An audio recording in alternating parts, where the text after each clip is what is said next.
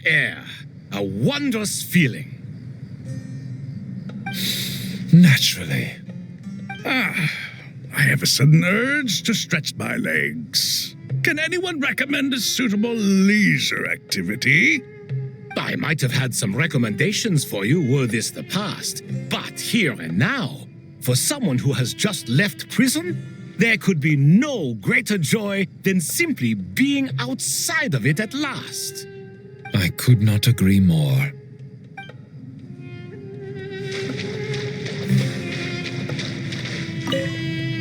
As I thought, the so-called 7 pillars of King Deshret are as underwhelming as ever.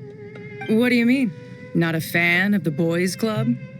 As men, as individuals, and even as gods, they are entirely undeserving of my attention. Al-Akhmar once commanded me to select a king from among the people, so naturally my eyes will open only for one who is worthy. Ugh. Can we talk about something else? It all sounds pretty complicated, and I haven't read that many storybooks.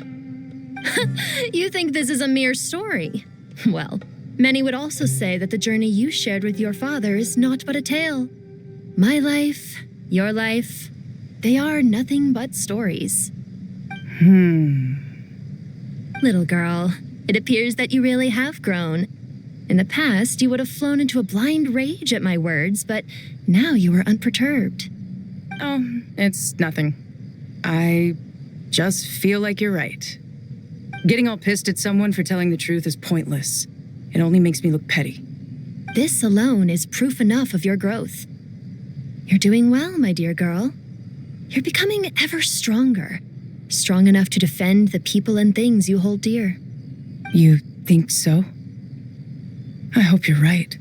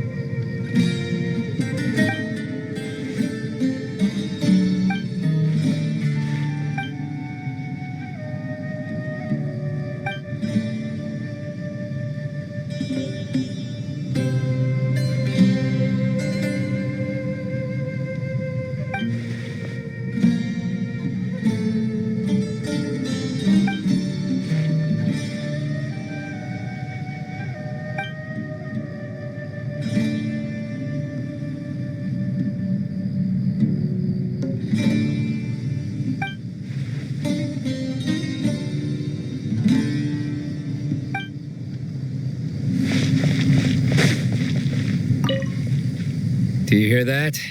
Sounds like your teacher is scolding mine. Huh. Classic.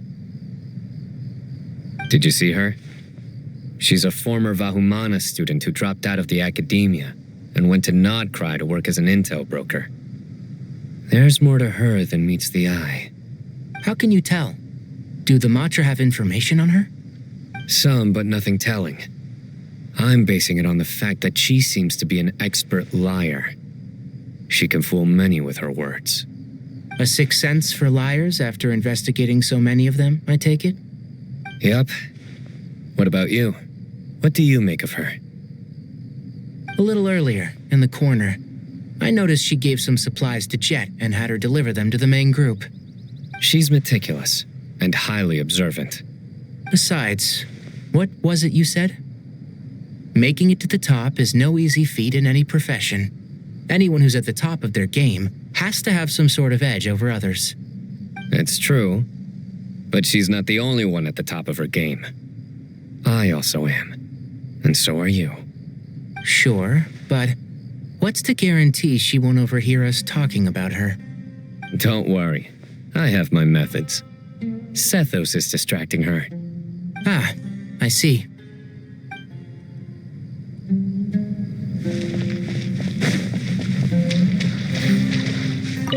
You must be Sethos, the successor to the Temple of Silence. Hello. Yep, that's me. Nefer, right? That's what I heard the others calling you. Judging by your outfit, I'm guessing you come from the desert too? That's right. Started off in the desert, went to the rainforest, then went from there to Nodcry, where I work as an intel broker. Well, this is interesting. You don't seem to talk about yourself all that much. Yet here you are, volunteering your life story to me. However abridged. Maybe I'm looking to make some new friends. I like making friends too. I'm easier to talk to than Sino and a little more streetwise than Tainari. Which is why you came over this way, giving me the chance to strike up a conversation with you. Was I that obvious? I think you did fine. You were mindful of my attitude and hoped to lure me in through sentiment. Lure you in isn't exactly how I'd put it. I see it more as an invitation. An invitation to what? To put down your luggage. Lay down your burdens. To return to your homeland. And be truly welcome in the place you once felt so estranged from. You're a more interesting heir to Bamun than I was expecting. Since you're familiar with my grandfather, I'll assume you're aware of our situation. I'd like to make friends with you. And I think you'd be a great asset to us. Not to mention the power you and I both hold. Originally belonged to the same organization. Aha, there we go. Now we're getting somewhere.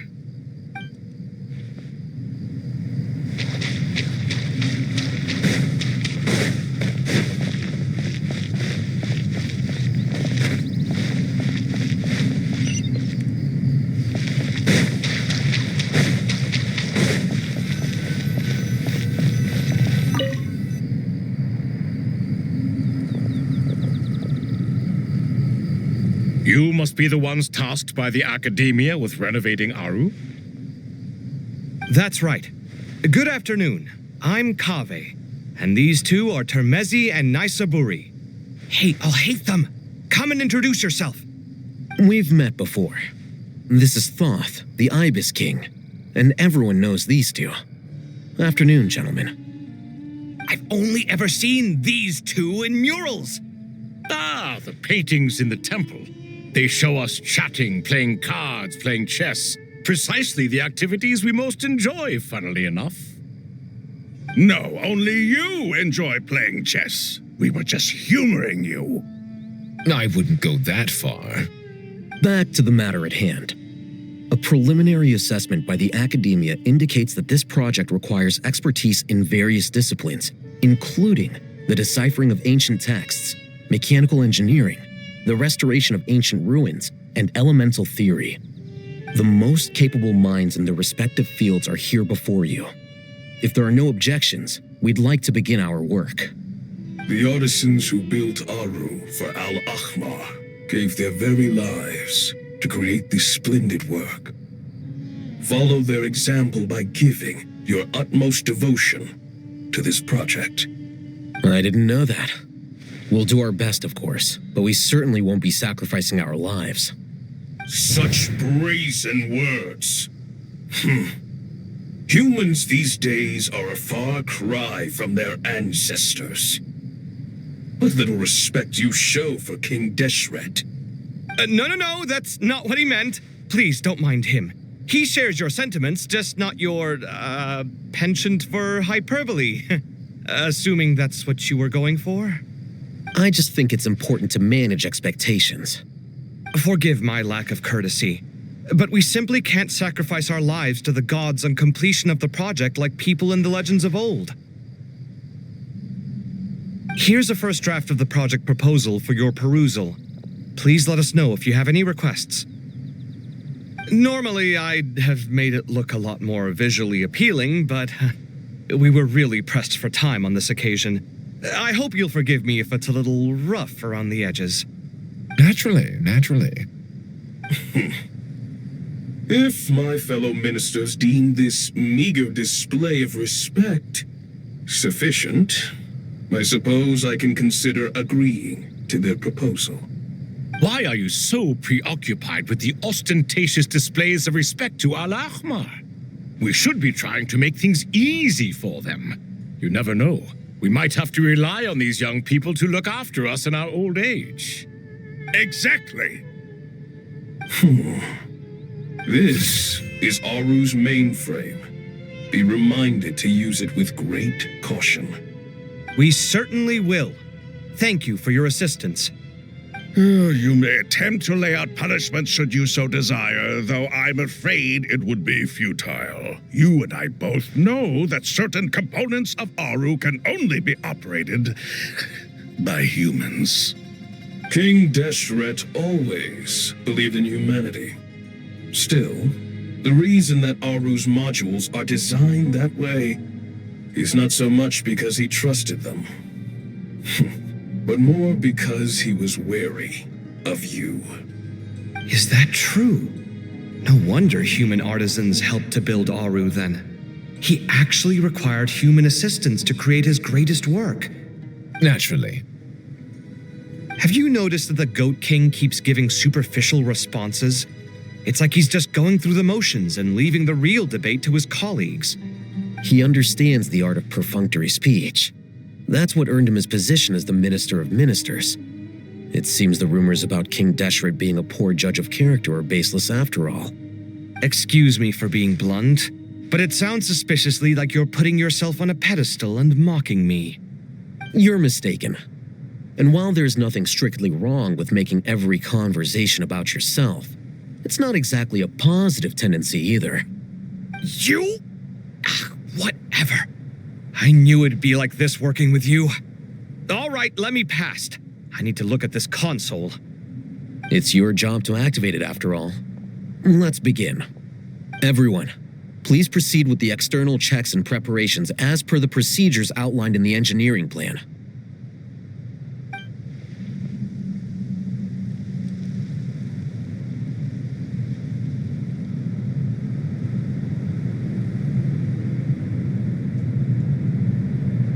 Hello there, youngsters. Whoa, the Ibis King came to life. What do you mean, came to life? I've been alive the whole time. You did say we could start our research, right? Are you having second thoughts now? I've reviewed the proposal. The work you're planning to carry out on this grand device is ambitious in its scope. You have ample confidence in your abilities, I take it? I wouldn't say I'm feeling hugely confident, but given how bad things are, I'd rather at least try something than sit around waiting to die. You are the top scholars of your day. I trust you are aware that there are countless links between Aru and the Akasha. Aru and the Akasha? But I thought the Akasha was the Academia's greatest technological accomplishment, created years ago by the Dendro Archon to help her people access knowledge. And you too? Do you not know either? You've read the instruction manual, right? You tell them. An instruction manual? The Akasha has an instruction manual? The Dendro Archon is a kind and thoughtful god indeed. It used to sit on a shelf in the corner at the House of Dana. Not the most popular read. If the manual is to be believed, Aru was in fact the original inspiration for the Akasha system. What? But there are so few records about Aru anywhere. And practically none of the scientific expeditions into the desert had anything to do with it. Ah, but this is something you could not possibly have known. You may have heard many stories about the desert, but what is the most important aspect of history? Consider this a quiz. Anyone from Vahumana present? I'm from Vahumana. It's, well, veracity. Precisely. And a large part of veracity is the chronological order in which events occur. I may as well tell you. In the beginning, Nabu Malikata, the goddess of flowers, descended upon Sumeru. The glory of the heaven was within her. She brought life, oases, and knowledge to this land. Then she created the Jinn, enlightened them, and ordered them to serve her. Two other gods also walked upon this land where wisdom flowed in abundance, and the three met beneath the great green trees. It was the first and greatest alliance. We should speak with reverence of this covenant between the three, which transcended both time and life. For they promised that in Sumeru, wisdom would be shared with all. All the great changes in Sumeru's history began with the goddess of flowers. For King Deshret's sake, she pried into the secrets of Celestia, and for this was burned to ashes by the flames of wrath. So grieved was King Deshret by her passing that he lost all interest in state affairs and devoted himself instead to the knowledge that she had brought back. It was after learning of the technology from that floating island in the sky that he first conceived of Aru. And so, the Akasha was inspired by Aru, while the basis for Aru itself came from Celestia's technology. Well, if the two share a common technological origin, then connecting one system to the other is an entirely feasible idea. Unbelievable. Have you no reverence at all for celestial technology? No, I do, but there's no time for that. The schedule is too tight. Blame it on the deadline. Perhaps you could try coming up with our cutoff dates. You know what it's like having to turn around 5 different drafts in one day? I wouldn't wish it on my worst enemy. Yeah, also, Sir Ibis King, you don't plan on getting directly involved at all, do you? Yes, well, you strike us more as having come to give a popular science lecture. Or, wait, does this count as more of a first-hand witness statement? Neither. Anyway, this sounds like far too much work for me. Still, if Aru is so powerful, why didn't King Deshret use it for more ambitious ends? Because it was never fully completed.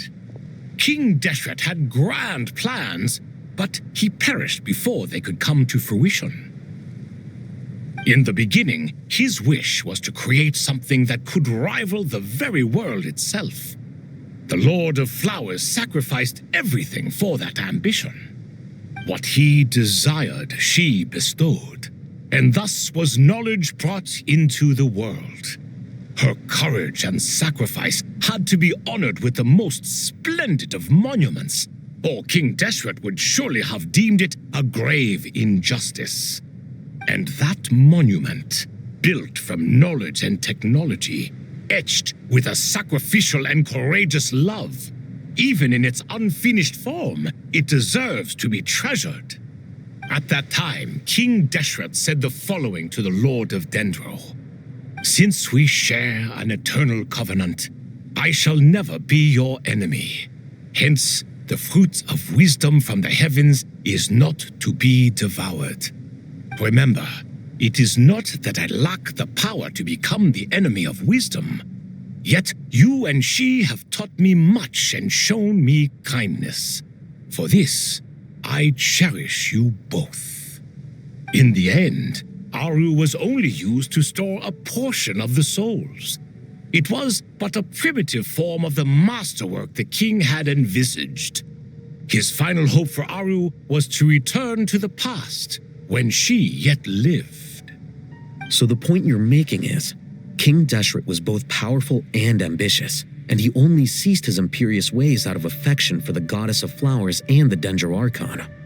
You could see this as an act of mercy, but you could also see it as the sentiments that lay between these three gods placing constraints on him. This was, after all, the foundation of the alliance between them. This explains why Aru was both a prison and a monument, and why the answer to the three questions was time. You have to be careful who you get involved with, or you invite all manner of misfortune. This is as true for gods as it is for humans. Love is the same. It is both a prison and a monument. All right, let us pause the story here for now. Seeing as you've been so diligent, I'll offer a little help. Who's in charge again? Is it you two? Ah, yes, me and him. Now then, close your eyes. Wisdom hides in the space between the tangible and the intangible. It is to convey the incommunicable through the simplest of mediums. By the power of King Deshret, I shall grant you a glimpse into the unseen secrets that lie at the threshold of existence.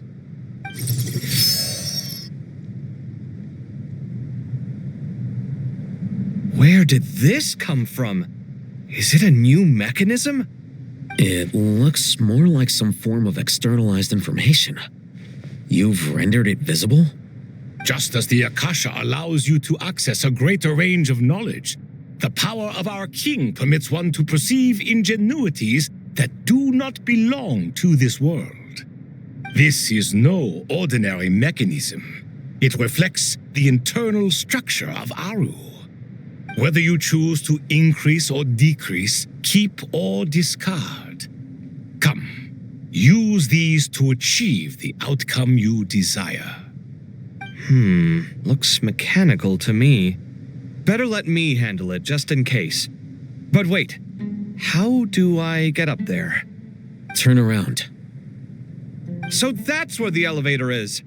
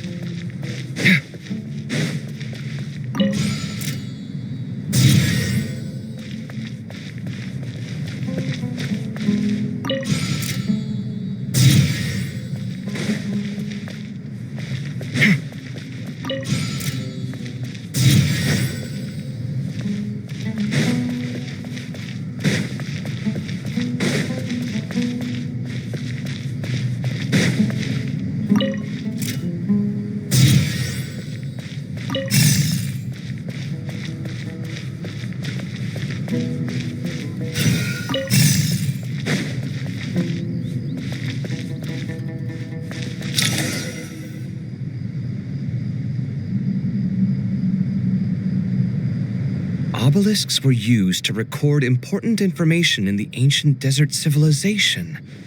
Hey, Al-Haytham, there's some writing here I'll need you to decipher. I've sent it to your screen. Do you see it? Got it. It's a little blurry, but I should manage. Take a look and tell me what it says. Oh, and I'll send any other similar text directly to you from now on. Let's start with this one. It's a variant of an older script. Herein lie verses written for the Yellow Sands. Looks like cultural information from the age of King Deshret. If so, I suggest you delete it. Words thrown together merely for fun. I had no idea Aru kept a record of this.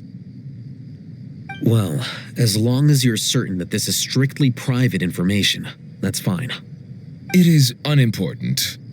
All right, well, I guess I'll start now.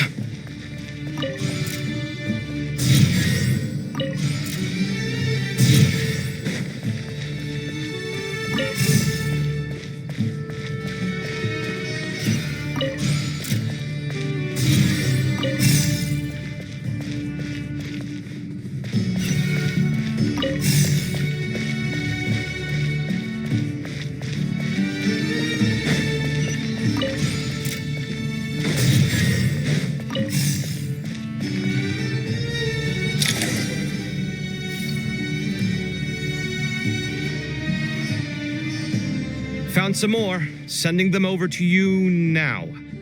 These are all reports about the Gurubad conflict. Can we delete them?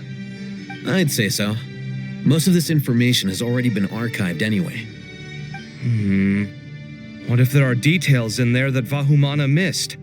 What are we supposed to do if they come after us in the future?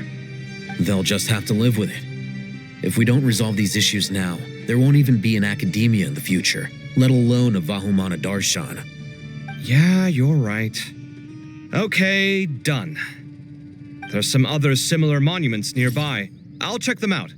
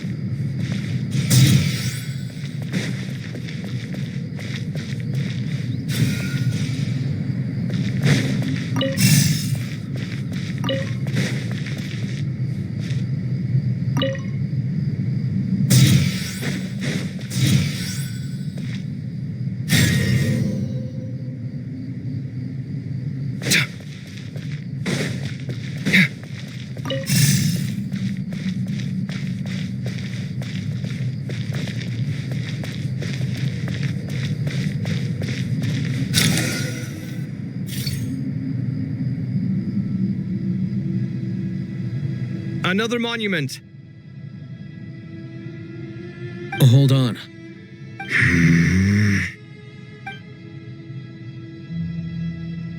You're still reading it? How long is it? It records the development and governance of the Oasis civilization. Most of it concerns the Jinn, but it also contains records left by the artisans who built Aru. Is it important? Some of it. There was no way for me to read the whole thing in its entirety, so I had to rely on my intuition to pick the parts worth keeping. What about the artisans' records? What do they mention? They're speculations, mostly. For instance, they were wondering how to protect themselves if King Deshret decided to silence them after the construction of Aru was complete. Sounds like pure mythology to me. Surely that kind of thing didn't really happen. The records do emphasize that this was merely their conjecture based on various myths. Still, the artisans did leave details of their plans to survive, including blueprints for their escape route. Even that got recorded?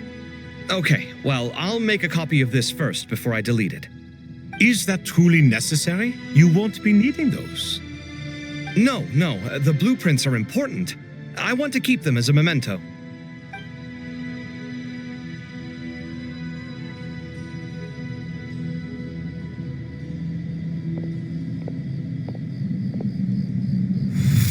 I think that should just about do it.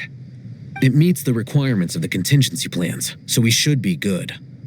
I gotta say, it's the strangest feeling, this cross between reality and the intangible. It's like drifting between life and death, or in and out of a dream. using my own hands to manipulate illusions that are forever out of reach. Chasing dreams in the most literal sense. Definitely a novel experience. What happens if my spirit just floats away? That won't happen. Anyway, I wouldn't celebrate just yet if I were you. There's likely to be a phase 2 of this project. All right. I'd better keep my wits about me then.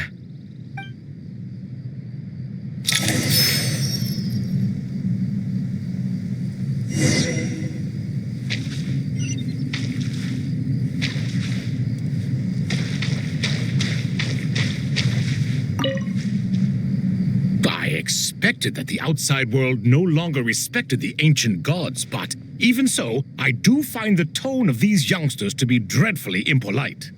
It should hardly come as a surprise to you. I remember you saying the same thing last time. I assumed that was just a one-off.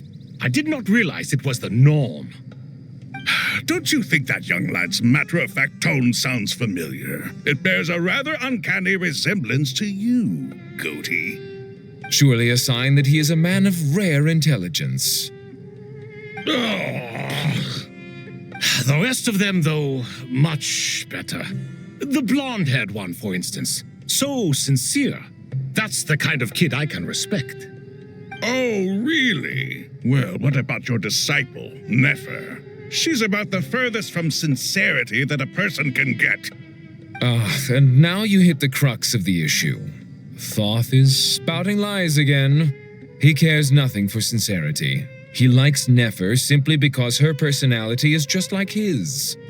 Thus, in giving his approval to Nefer, Thoth is simply validating himself.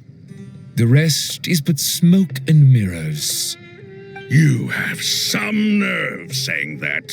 There really is no helping you two. Shut up, chess rookie. What nonsense is this? How dare you tell me to shut up? How can you engage in such banal chitter-chatter at a time like this? Aru has been opened. The glory and splendor of a bygone age is about to sweep over the earth like a flood. And you're here squabbling like petulant children. All three of you are insufferable. King Deshret was merciful, indeed, giving you a chance to be released from prison. I say, you should have been locked up for good. But Bennu, look on the bright side. Had they not been released, we would not have been awoken. Oh. You've been here this whole time. You should be scolding them along with me. I miss Hermanubis. It's not a real reunion without him here. And now you're avoiding the topic and talking to yourself.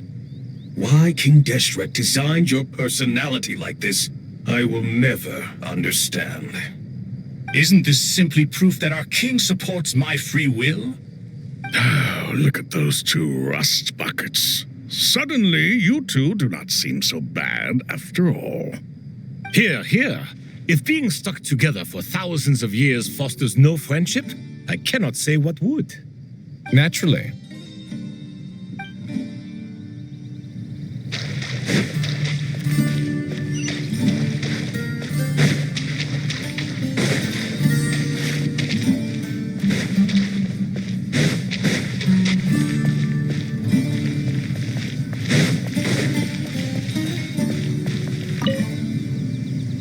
How's it going? Are things progressing smoothly? Well enough, I suppose. You know how it is. The work itself is only half the problem. The other half is having to work with Al-Haytham.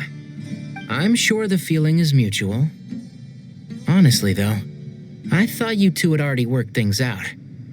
As if. Turns out working closely together is the best way to expose any tensions lurking beneath the surface. Besides, I just think that some people never change. Agreed. Case in point, you didn't make sure I was out of earshot before you started complaining about me. Old habits die hard. Actually, this is for your own good. Maybe if you spend a little more time listening to what other people have to say, you might actually realize that you're the problem. Naivete is another old habit of yours. I had assumed that you both volunteered for this project, like us forest rangers. But now I'm getting the sense that wasn't the case. Definitely not. We were assigned to it by Lesser Lord Kusanali and Nephis. As much as I'd love to be doing normal work for normal clients, these Titan projects are all that's on offer right now. Though I'm sure they wouldn't be roping us in if they had any better options. Just goes to show how short-staffed the academia really is. I'm sure you've prepared yourself mentally, but I still feel the need to advise you to lower your expectations. It might make the process of working together a little less intolerable. I know! Same to you! But if you already understood that, you should also know not to say the quiet part out loud. Why don't you come help me with my forest patrols? Might help you avoid any further disagreements. Good suggestion, but unfortunately, differences of opinion will always exist. Changing the nature of the work won't get rid of them. For once, I actually agree. There is zero chance of us ever resolving our differences. Zero! But even so, the work must be done. Care for some coffee? I'm glad to see you making progress. Don't act so smug! It'd be nice if you made some too! I feel like even I've made some progress today. In the past, I never would have dared to try and mediate a conflict between you two while you're both right there in front of me. Apologizing probably makes it sound like I'm in the wrong, but I'm sorry. I was just kidding. Truth be told, I don't have any work to do at the moment, so I'm just here to kill some time. How's Kale? She's studying with Nicole. I'm not sure how she's getting along, but she seems to be in good spirits at least. I wouldn't worry. Angelic affairs are probably above your pay grade anyway. I know what you mean, but Sino and I are still a little concerned for her. He said he'd go keep Kale company after he's finished training the mercenaries. I'm planning to join them myself shortly. Kale will be okay. Have faith in her. Even we can see how much more confident and outgoing she's become in these past few years. Thanks to you and Sino being there for her and providing guidance every step of the way, she can finally stand on her own 2 feet. On her own 2 feet. Does it feel bittersweet? Watching the younger generation grow up and move on? No, not yet, at least. I was just thinking, I wish there was more I could do for everyone. She'll be fine. Yeah, she will. Just try to relax.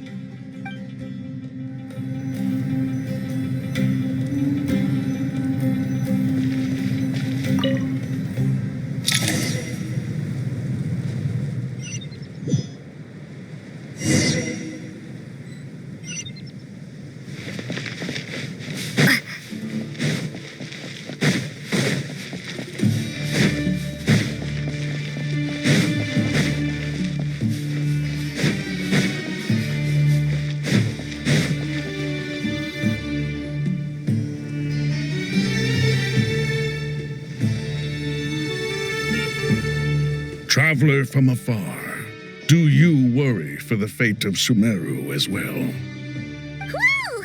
It's Sobek the Crocodile King! Greetings, Crocodile King. Please be at ease. I'm just here to chat with you about Lesser Lord Kusanali. Sounds like you really care about her.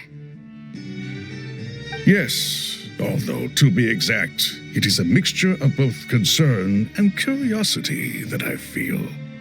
Speaking of Nihida, Paimon was wondering how she's doing. Wait a moment.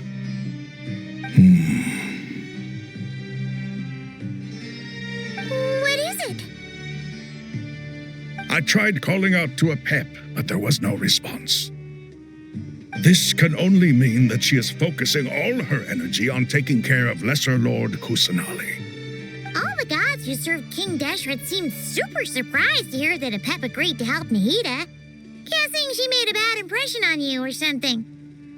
Are you aware of the history between her and our king?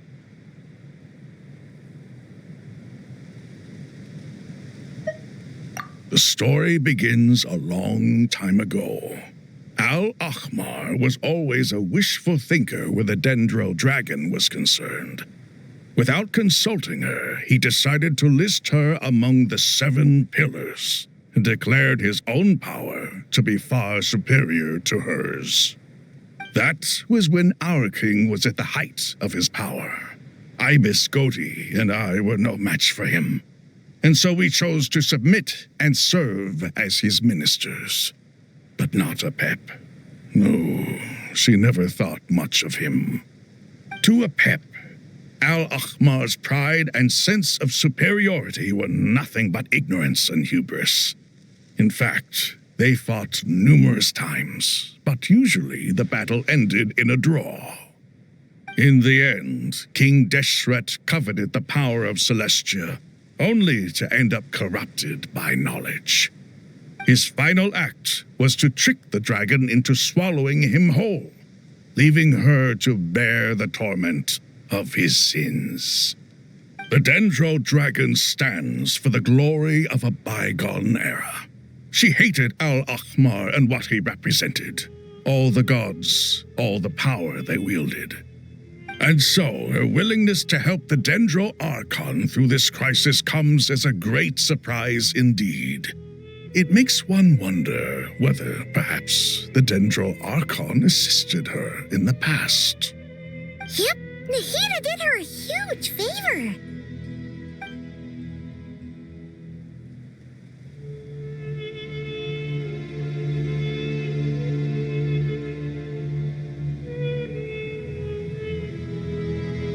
So Lesser Lord Kusanali put an end to the Dendro Dragon's many long years of torment. As much as she loathes the 7, Apep knows kindness when she sees it. No wonder she was willing to make an exception. Yeah, that's the sense we got from dealing with her too. She is not incapable of coexisting with other living things. Rather, she actively chooses to avoid coexistence. And this despite the fact that she symbolizes life itself. How ironic. All of this being said, I wouldn't expect too much from her if I were you. Nothing will change her hatred towards humanity and gods. We'll keep that in mind. Anyway, how much longer do you think Nahida needs to stay with Apep? For all we know, the Fatui might still be in the desert. Just to be on the safe side, why don't we grab anyone who isn't busy right now and go look for her? I'm all right, Paimon. Huh? Was that Nahida's voice? It seems the treatment was effective. Since when do my deeds require your evaluation?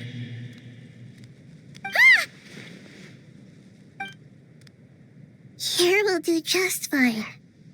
I had no intention of taking you any further. One ought not expect greater generosity than they have earned. You always hide your kindness away like an oasis within a sandstorm. Only those who make it through the swirling winds can know just how beautiful that oasis is, and how much hope it brings. You dare appraise my being?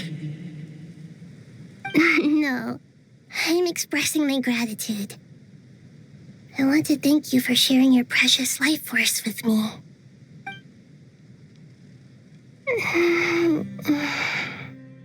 Awake already? You are more resilient than I thought. Pep. I feel much better. Thank you. Gods and their gratitude mean little to me. I would rather you give me your assurance that the situation with Irminsul and Sumero's ley lines will be competently managed. If I suffer any ill effects from the ley lines, you, as the god of this land, will be held responsible. And you would not enjoy being held to account by me. I understand what you require, but I would assume this task even if you did not demand it. Sumero is my responsibility. I must resume my duties as soon as possible. A farcical notion. God of Sumeru, I hope you realize how unextraordinary your strength is. And yet, maybe it is precisely what defines me. A god of wisdom is not meant to rule by force. Then hold steady. We go forth. Well, I'll be. Is that a pep? Do my eyes deceive me? Of all places, the Dendro Dragon has decided to visit the mausoleum of King Deshret? I see that after all this time, El Ahmar's menagerie of ministers remain as vile as ever. It's a pleasure, Dendro Dragon. Had you arrived but a little sooner, you might have attended a meeting of the Seven Pillars. What a nauseating thought. You are not the first insects I have had the displeasure of dealing with today. A swarm of them tugged on my tail on my way over. Goodness knows what hovels they crawled from. Why do all the creatures of this world remain so lowly after all this time? What did you do with them? I cast them away. What would you have me do? Keep them as trinkets? Boer, this is where we shall part ways. To be clear, I do not wish to see you or anyone else here ever again, unless absolutely necessary. Then I wish you peace as you return to your dwelling place. It matters not to me. Simply refrain from bothering me again.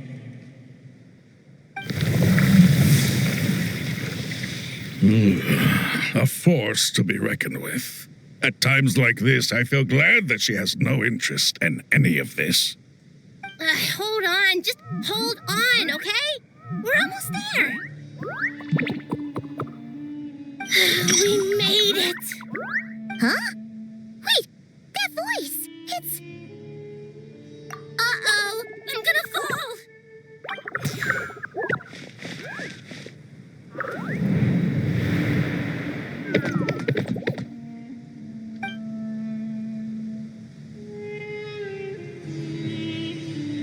Well, that's a relief. A pair of safe hands indeed. The Dendro Archon's familiars. They are the last thing I expected to see here. Huh? Wait, what are the R&R doing here? Don't you guys hate the desert? Obviously I was worried about the Dendro Archon. I've been supporting them with my Pari powers the whole way here. Oh, you seem pretty nervous. Is it because there are too many people around? Not just people. It's all these non-human beings, too. It's hard on them. I can't believe you made such a long and dangerous journey just for my sake. I appreciate your support so much. Thank you all. I'll have to ask everyone to wait while I help our new arrival settle in. Once I'm done, I'll gather everyone to discuss our next steps. Traveler, Paimon, shall we find a place for our friends to stay? Awesome! Let's go! Well, first I have some questions.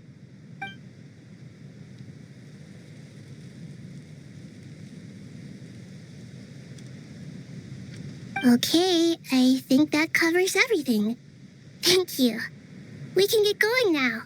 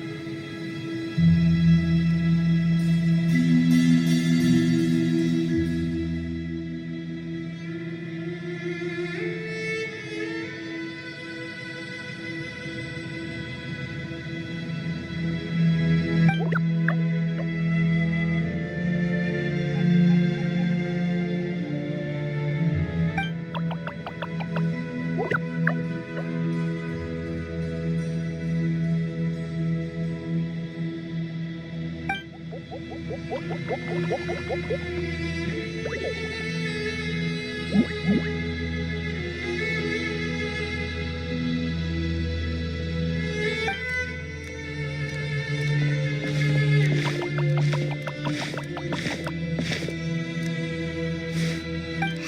everyone. It's only us.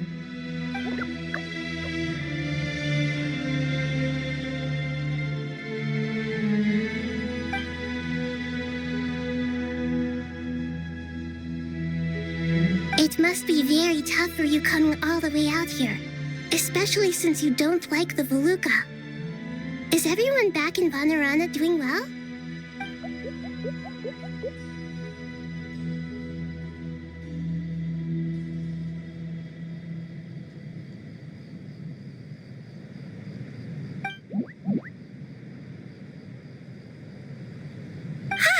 Everyone's here. Good. Are you okay? You look like you were about to pass out back there. Then you're forgetting who I am. Don't underestimate me.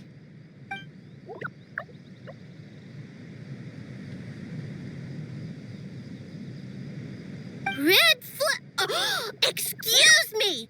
Are you comparing me to Paimon? I suppose everyone is gathered here because of me. As we can see, the situation is critical, and everyone is very busy with their various tasks, so...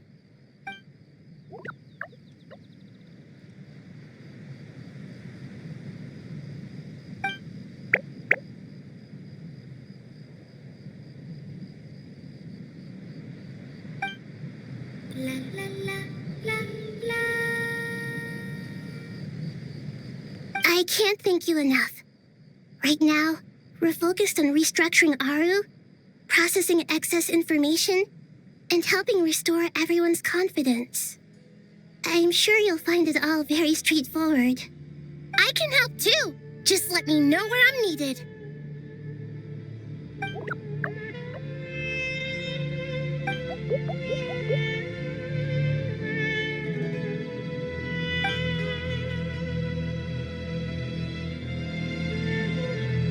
Up to no good?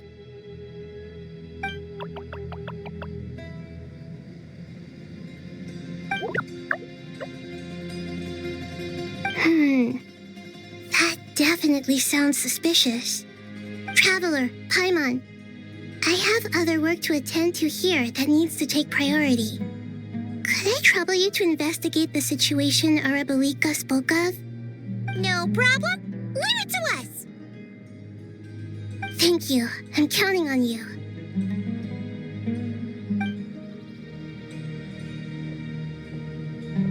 There's one other thing. If you are to work alongside the people of Sumeru, you will need to make yourselves visible to them. Is that acceptable to everyone?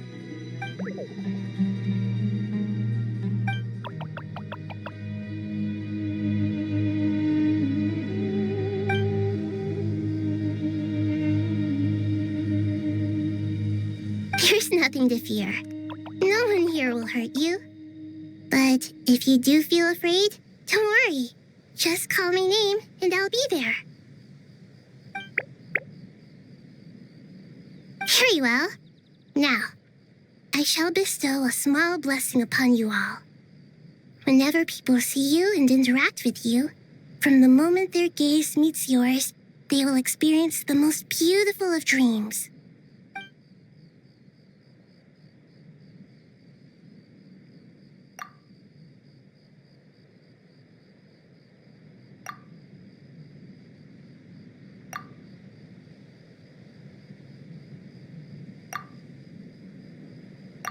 Do not fear. We will face it together. This too shall pass.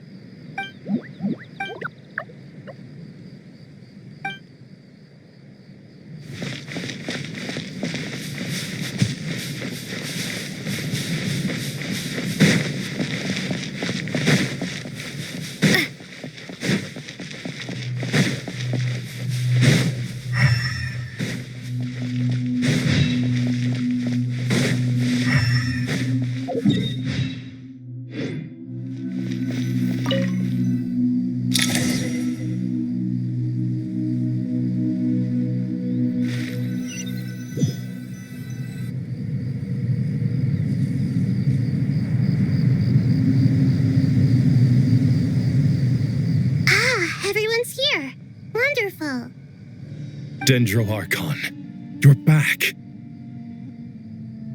Are you recovering all right? You mustn't push yourself too hard. I'm doing very well. Thank you for your concern.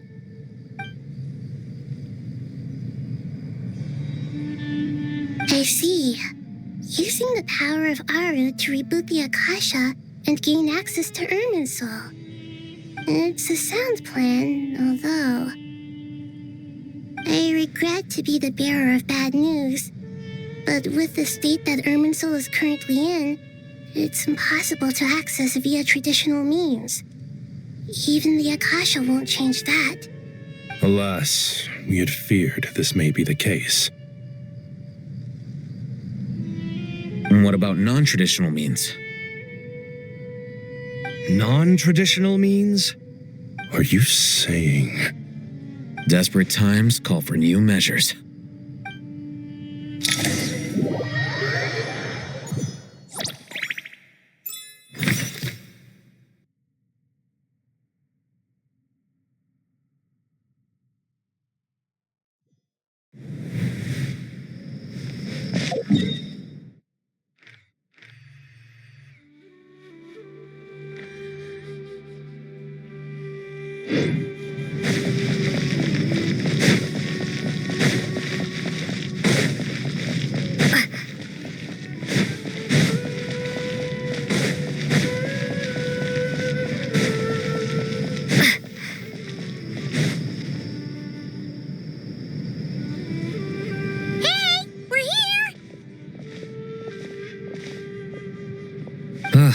It's you.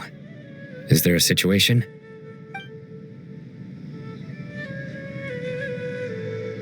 The Aranara have good intuition when it comes to people. In other words, there may well be a traitor among us. Given everything that's going on, I'd be more surprised if there wasn't. Miss Nefer, as a professional intelligence broker, I trust you have a solution? Not one that I'm willing to volunteer. What's in it for me? Let's say I'll treat this as a pilot project aimed at expanding your intelligence operations. Whatever business you're in, an avenue to demonstrate your abilities could never hurt. I like the sound of that. Glad we're on the same page. Given that you rarely set foot in Sumeru, practically no one at Caravan Rebot knows who you are. I take it you've read the files on everyone in the area? Yes. I also skimmed the list of evacuees, and am more or less up to date on where everyone stands. Any initial suspects? Limiting the scopes to males whose recent activity could be viewed as suspicious. I've identified 3 names. The Aranara saw 2 people talking, but currently we only have 1 suspect. The other person was probably just a messenger, and in all likelihood has already left Caravan Rebot. Everyone is heading for the desert per the evacuation order. Anyone willing to turn back at this stage is almost certainly with the Fatui. There's no way it was a spur-of-the-moment decision to act at a time like this. This spy must have been planted long ago. We need to smoke him out from wherever he's hiding. Sounds like you have the beginnings of a plan.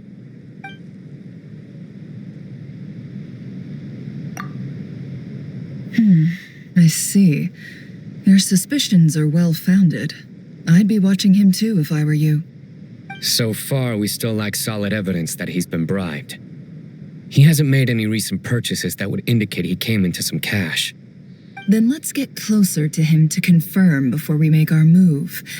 I can handle it.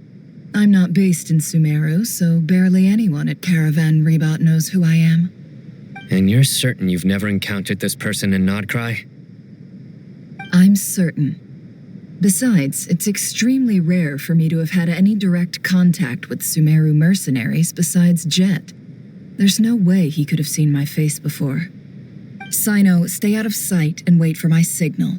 If he raises any red flags, I'll bring him toward the main road. Understood. I'll take it from there. Excellent. Well, it's a pleasure working with you.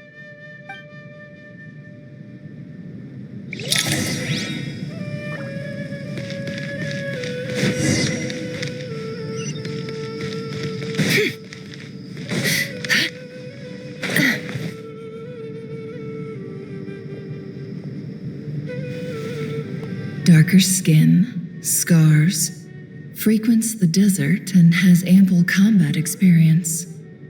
Nothing unusual about how he dresses or acts. What's that he's looking at?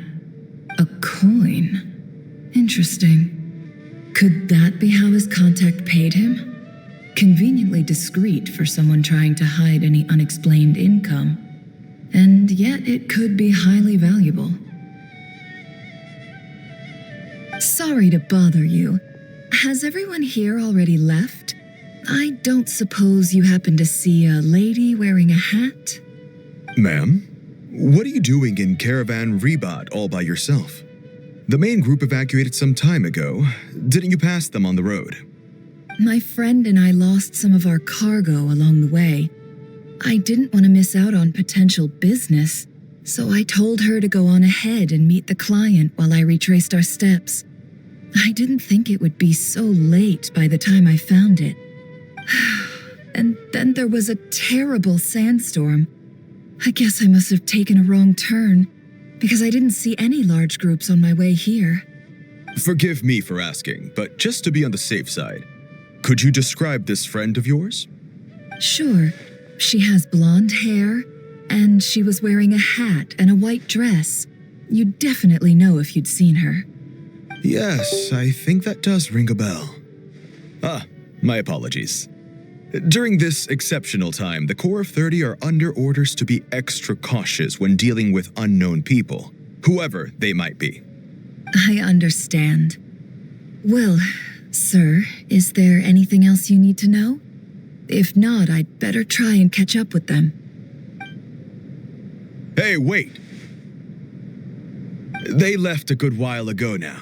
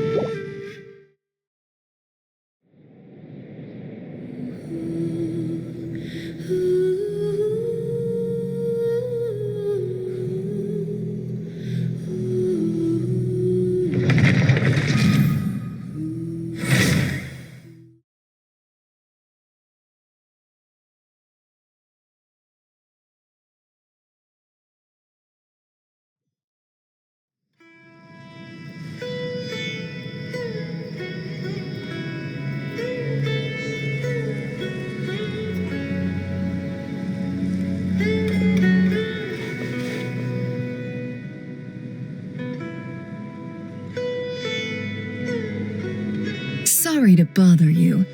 Has everyone here already... Ma'am, what are you doing? My friend and I lost some of our... And then there was a... Forgive me for asking, but just to be... Sure. She has blonde hair. Yes, I think that... I understand. Hey, wait!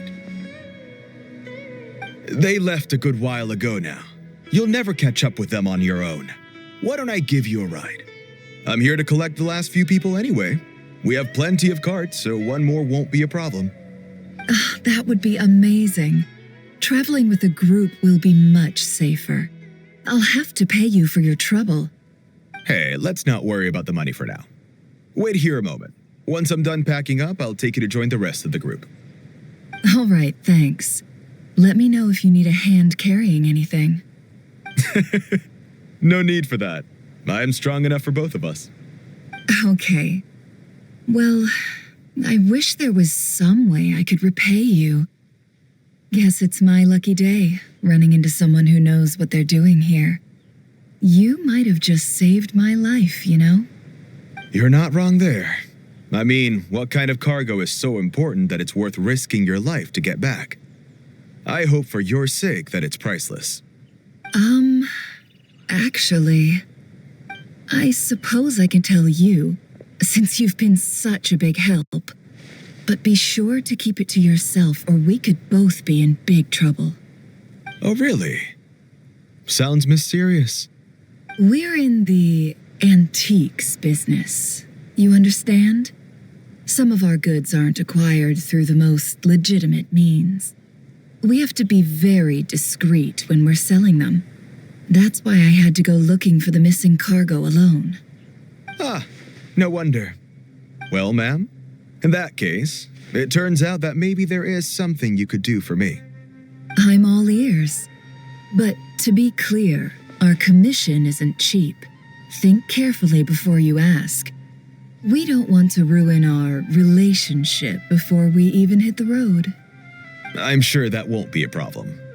My issue is, I have something that's a little difficult to sell on as well. Take a look at this.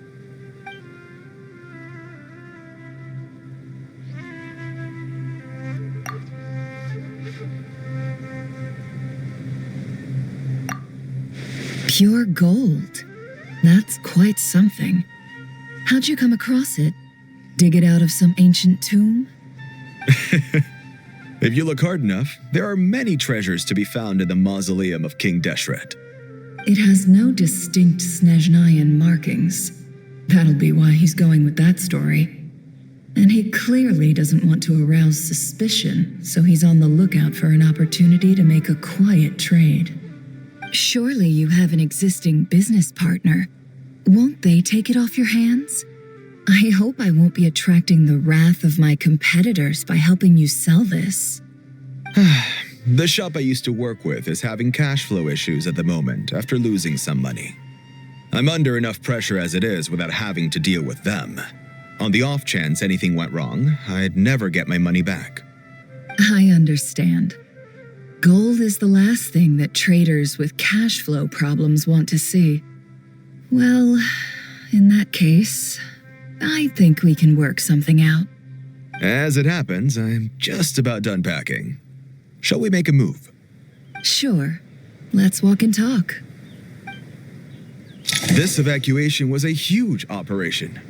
They needed a few people to stay behind and tie up loose ends. And I ended up being one of them. You're lucky you ran into us in time. I certainly am. I don't know how this happened. One thing led to another, and...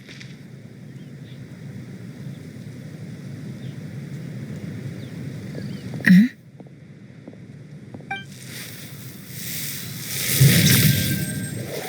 Hands where I can see them. General Mahamatra! No, wait! What are you doing?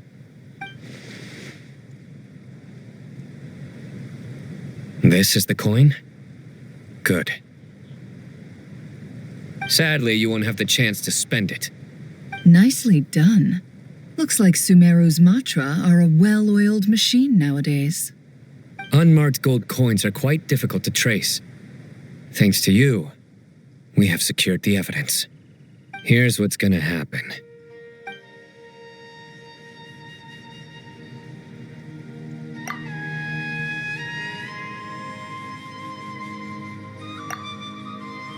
Southeast from here, leeward side of the hill. That's where he's meeting his contact. Great work. Candace tells me your interrogation skills are highly effective. Hers are quickly catching up. She's improved a lot in recent years. Looks like it's over to you for the next step. Because I'm quickest on my feet? Because you know how to trail a target. Plus, it'll be easier to monitor their activity from the air. Fine. I'll be quick. One more thing. The Traveler just brought a message from the Dendro Archon. Once you're done with this, we're to meet up at the mausoleum of King Deshret. Got it. Will do. Are you sure you'll be okay on your own? Gee, I don't know. Maybe you should come with me. Okay. Then Paimon's coming with you. Really? You do know this is a stealth operation, right? Meaning, you have to be quiet? Paimon? Are you sure about this? Well, Paimon at least wants to give it a shot. Like everyone says, if you never try, you'll never know. Besides, being the best guide in Teyvat has to count for something. This should be a piece of cake. Fine. Join me if you want. But be warned. If anything goes wrong, I'll have to gag you and shove you into a bush. No need! Paimon will be super careful. Promise! Good. Then what are we waiting for? Let's go. Ah! Coming! Coming!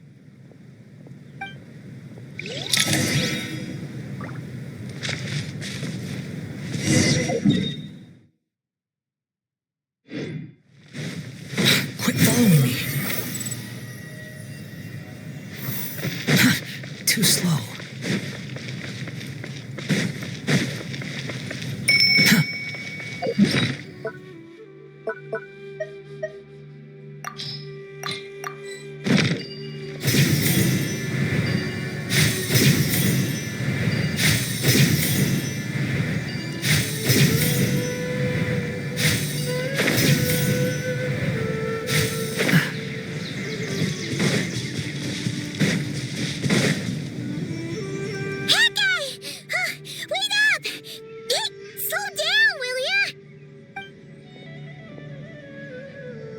We're here. Now we wait. Okay, yeah, cool. Cool. What's on your mind, Paimon? Huh? Nothing? I thought all you cared about besides being a guide was food and sleep. Why the sudden urge to go on a dangerous mission? What's that supposed to mean? Paimon's been on plenty of dangerous missions before. But never on your own. You hardly ever leave the traveler's side. Just saying, I'm kind of at loose ends right now.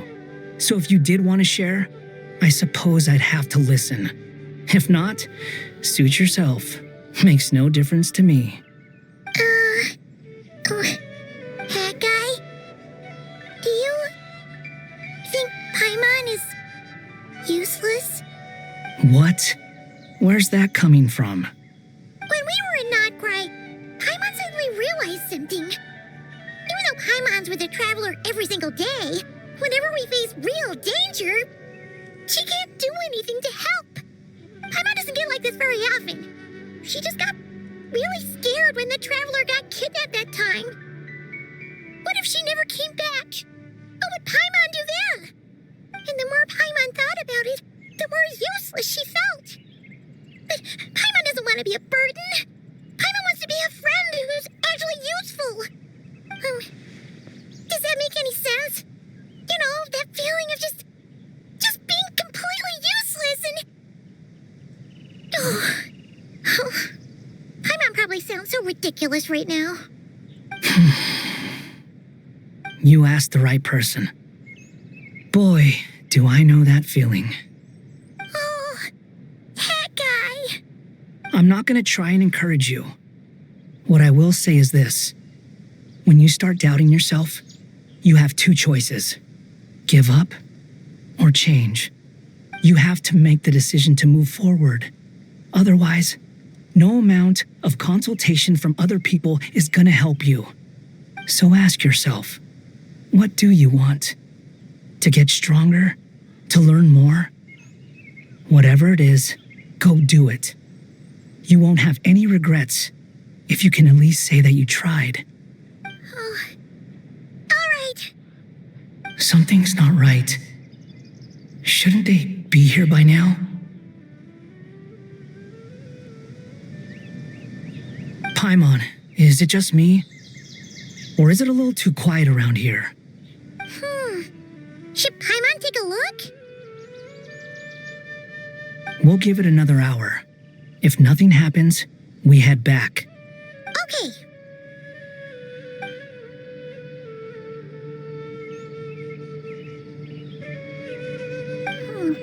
How strange. We've been here for ages. Where the heck are they? Have we been stood up? What is it? Did you think of something? Something feels off about this whole situation, but I can't quite explain why.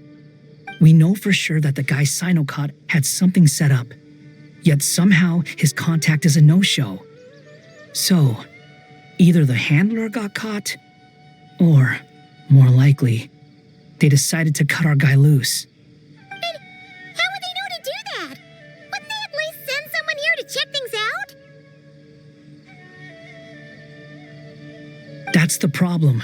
They couldn't possibly know what's happening here. Unless... This feels all too familiar. Come on, let's head back.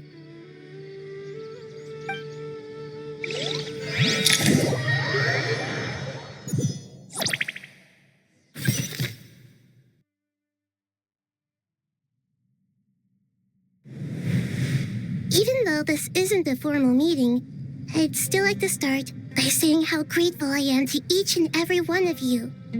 Thank you all for coming here and standing by our side. Shesipank and Bennu are currently assisting the scholars with the maintenance of Aru. Please forgive their absence. As for Hermanubis, may he rest in peace. We remember him with great fondness. There have been times when I imagined what it might be like to meet you all. Now that it's really happening, I feel quite emotional. Time has taken many things away, but that which remains is all the more resilient. I must say, there is one thing that rather surprises me. You appear to be in good spirits, Lesser Lord Kusanali. But even so, I can sense that the life force given to you by the Dendral Dragon has far from fully resolved the problem of your vitality. Oh no! So even Apep's power didn't work? Don't worry, Paimon. It worked very well indeed. The issue is how closely I am tied to Irminsul. Until the problem with it is resolved, there is no way I can fully recover. Sumeru has undergone tremendous changes during your absence. When gods pass away, inevitably, people's faith in them grows weaker. You must have sensed it already. Your power is not what it once was. Regrettably, this is true. I too have grown weaker due to the effects of Irminsul. Right now, we're all in quite a sorry state. Then what do you suggest? We take all the help we can get. Sumeru is our shared home. You and I, gods and humans alike, we must unite all our strength in this moment. Though Al-Ahmar is no longer with us, the alliance between the three gods remains in force. Regardless, as subjects of our king, we have a responsibility to support Sumeru through this catastrophe. Not to mention that it was the people of Sumeru who released us from this prison of Aru. Times have changed, and the people of today possess greater wisdom than those of the past. You really know how to give a rousing speech, Goti. Now then, let us learn more about your plan. The brightest minds of the Sumeru Academia are busy opening and renovating Aru. They claim it has something to do with Irminsul? Correct. Irminsul has existed in Tevat since the very beginning. But during the Age of the Dragons, it did not possess the significance it holds today. After the heavenly principles arrived, the power of the Light Realm was divided into elemental energy, and Irminsul was refashioned as a device that records and preserves all information. Since then, everything in this world has been inextricably linked to it. As the Dendro Archon, I have a duty to protect Irminsul. To Sumeru, it is both a national treasure and undeniably a major threat. Tevat has seen many upheavals in the last few years. The most recent of these was a major crisis in Notcry, which forced Sumeru to be even more vigilant than usual. I made sure to monitor all the pathways through which an outsider could potentially transmit themselves into Irminsul. But despite my efforts, a major problem still arose within. I still believe that someone has actively invaded Irminsul. But rather than taking any of the pathways I referred to, the intruder chose instead to utilize the most direct route, and the only one that cannot be protected against. by entering Irminsul through death. I see what you mean. You cannot simply stop all deceased souls from returning to the ley lines because of a potential invasion that could occur at any time. That's right. As important as it is to guard against external threats, I couldn't allow myself to stop the souls of the departed from finding peace. Please, understand how difficult this predicament was for the Dendro Archon. Defense has never been an easy task. After Irminsul was invaded, my authority was quickly restricted. Soon after that, the tree began denying access to any connections. I'm sure you feel responsible, but you are not to blame. No one can predict every possible disaster. There will always be trials and tribulations for the world to endure. But the people of Sumeru should not have to endure this. We must find a way to break through the lockdown and connect to Irminsul. And this is why you need Aru. Yes. The only thing in Sumeru capable of rivaling Irminsul in terms of overall function and performance is Al-Akhmar's legacy, Aru. All I managed to do before falling into a coma was make some minor adjustments to Irminsul. Using Aru is a last resort, and a move that comes with enormous risks. The scholar's initial plan was to borrow Aru's power to reboot the Akasha, then use the Akasha to connect to Irminsul and investigate. Unfortunately, Irminsul has suffered far greater damage than they first thought, rendering that plan futile. To rise to the challenge, we had to resort to more extreme and far costlier means. This has led to a number of new contingency plans. To reclaim Irminsul, our brightest scholars have made further modifications to Aru with multiple goals in mind. I thank you all for giving them your blessing in this endeavor. Human wisdom has clearly improved over the millennia.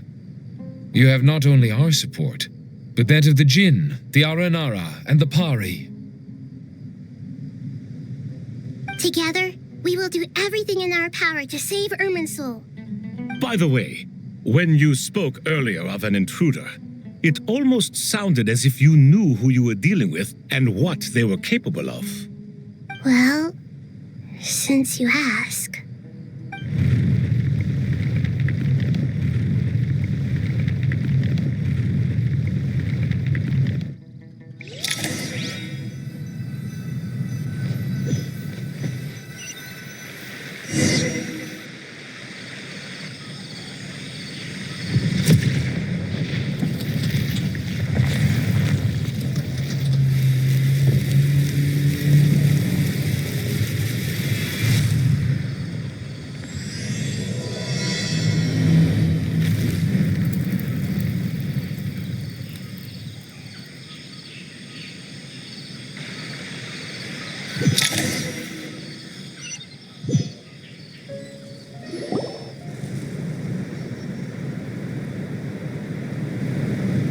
Master Tainari! What is that? Is this Irminsul? How did this happen? What's going on inside? Luckily, we managed to evacuate everyone. What in the world was that? That was terrifying! Oh my. I understand now, Dendro Archon. You make yourself quite clear indeed. Not once over the millennia has Irminsul been so terribly afflicted as this. Please continue, Dendro Archon. Irminsul's root system is what comprises the ley lines. In the past, it has always been hidden away, going unseen by the general populace. But now, an evil intruder is making it reveal itself. It has become a tree of unbridled greed. A clear sign that a deranged experiment has advanced to a new stage. Blasphemy. From where I stand, an experiment in the name of blasphemy sounds rather improper. But if we are to honor Dottores' will, this is what we must do.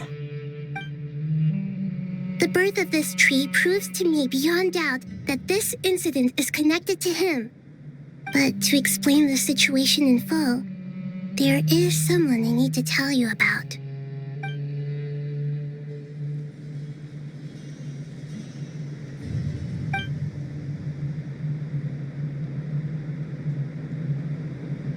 Zandik. So it was him. I saw him in the desert once. A man of supreme arrogance. So this is where it has taken him. But didn't Dottore die and not cry? How is he still able to do all this? He must still have loyal followers amongst the Fatui. Even so, I'm still unclear as to how he has been able to wield such a profound influence over Irminsul. I can confirm that Fatui forces have arrived in Sumeru City. Furthermore, Irminsul seems to be undergoing some kind of mutation. Evil branches are beginning to grow. Things that do not belong to this world are slowly but surely materializing. Sorry, I couldn't think of any other word to describe it. They don't seem to be fully formed physical entities yet, after all, but they are gradually becoming real. A baleful tree climbing up into the heavens. Speaking of Dottore, I have some information on that front as well.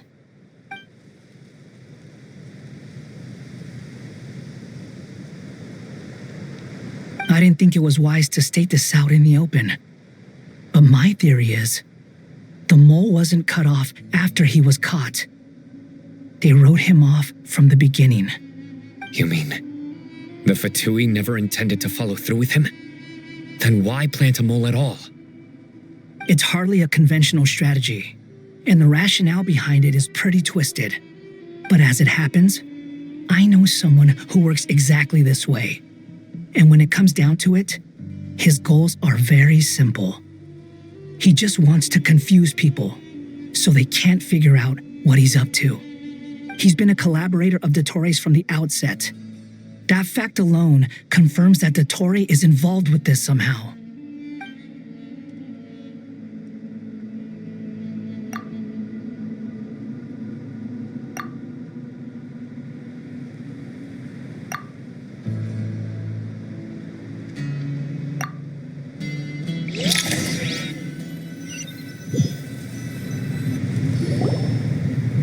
There is still much to be done.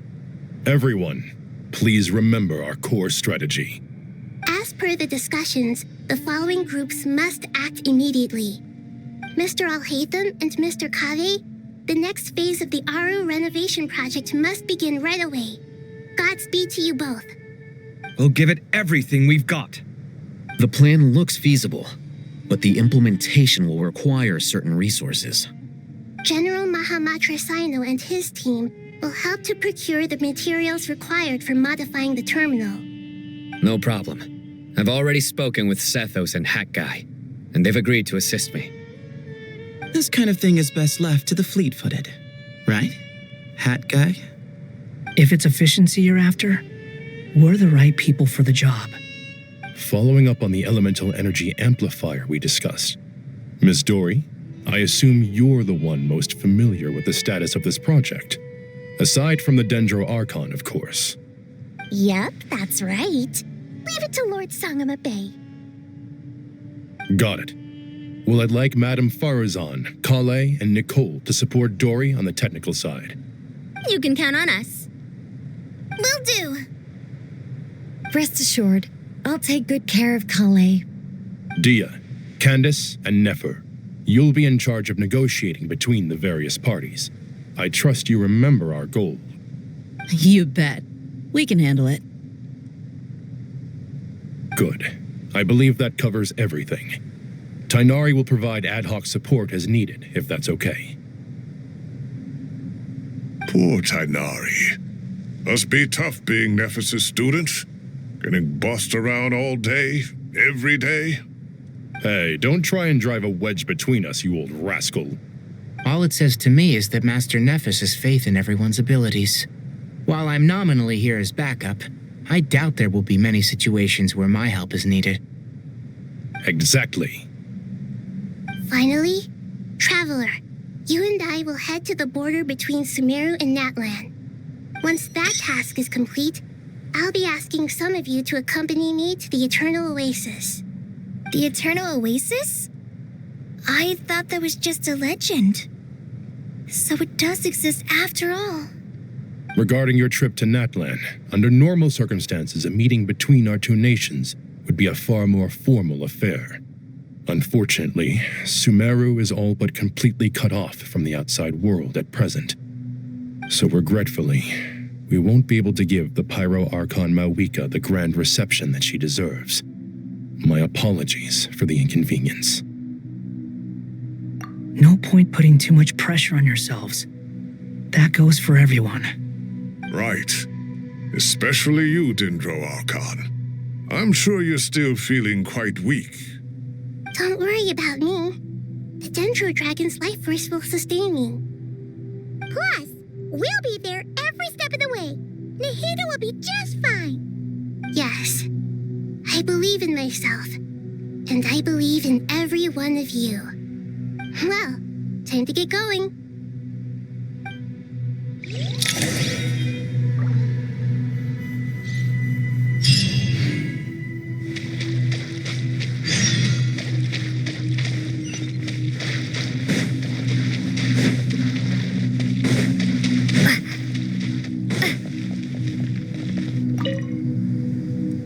To what extent we can implement the final plan depends on how successfully the Akasha can be modified and configured. And to make sure the configuration works, Aru will also need some further optimization. Yeah, no surprises there. Once we roll this out, any Sumeru citizens who already have Akasha terminals can simply continue to use their existing devices. This still leaves us with a significant equipment shortage, though. Many groups of people were never issued Akasha terminals, including mercenaries, the desert folk, and many others. We'll need a supply of rare materials for the renovation of Aru and the production of new terminals. Right now, the best place to source these locally is from the primal constructs within King Deshret's mausoleum. Time is not on our side here. It's going to be a race against the clock. The Aru merge and renovation project will have to be carried out by you two. Everything's riding on this, so failure is not an option. Best of luck to you both. As discussed, General Mahamatra Sino and Mr. Hat Guy will source the required materials. Mr. Sethos is quite familiar with the layout of King Deshret's mausoleum. With him accompanying them, things should go quite smoothly. I have every confidence. In the meantime, we may as well take a breather. Makes sense. There's not much we can do until the materials arrive.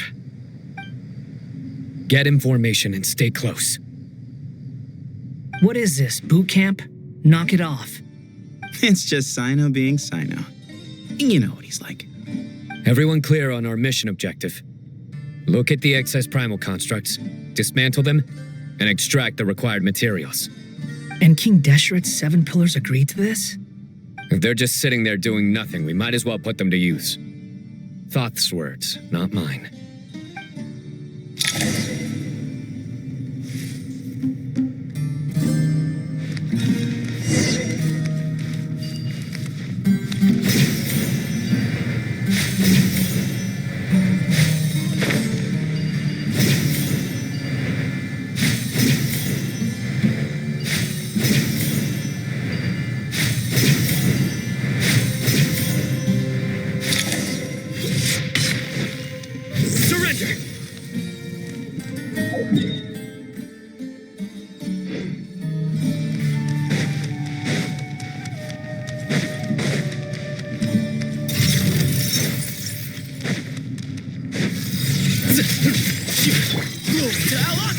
Give me some space.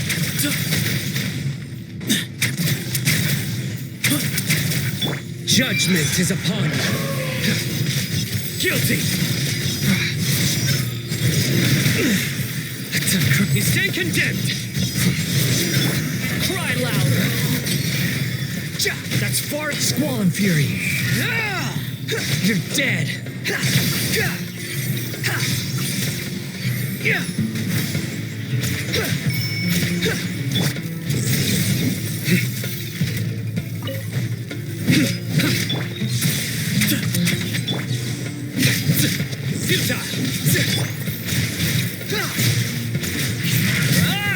Behold!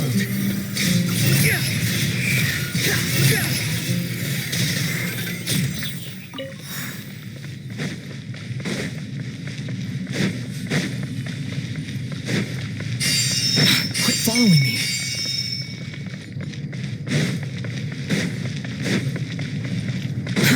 Too slow. Nowhere to run!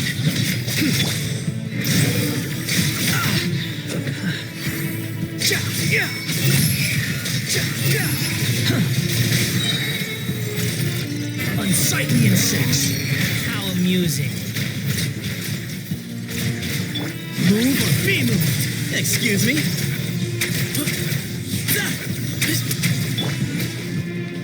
Surrender! Through me, justice is served. Guilty! You stand condemned!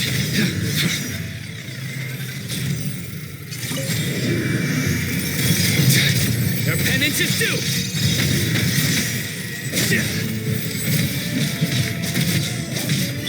Into space.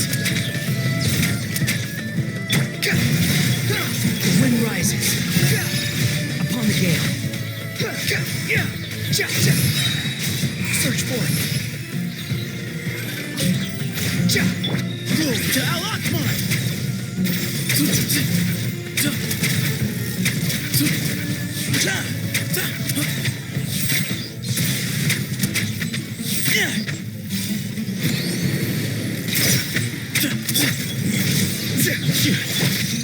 These devices should still be usable even though they're broken down. Let's take them back for the others to review.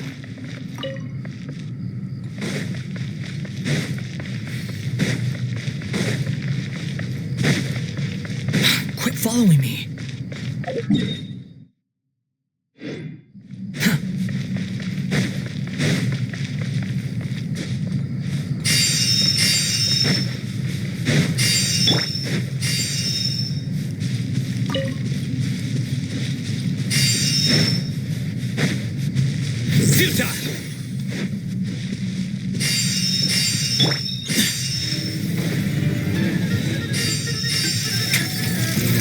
Excuse me?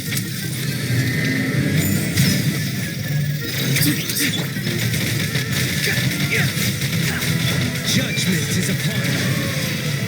You stand condemned.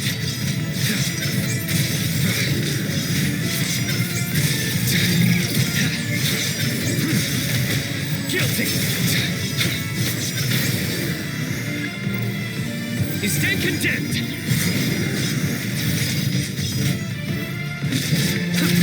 Nowhere to run.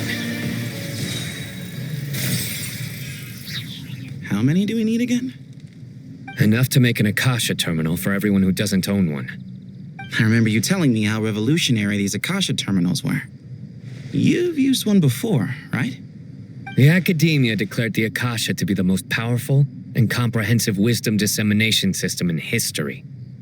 That should give you an idea of how powerful it is. Certainly sounds impressive. Neither Hat Guy nor I have ever had an Akasha terminal. Well, if it all goes to plan, that's about to change.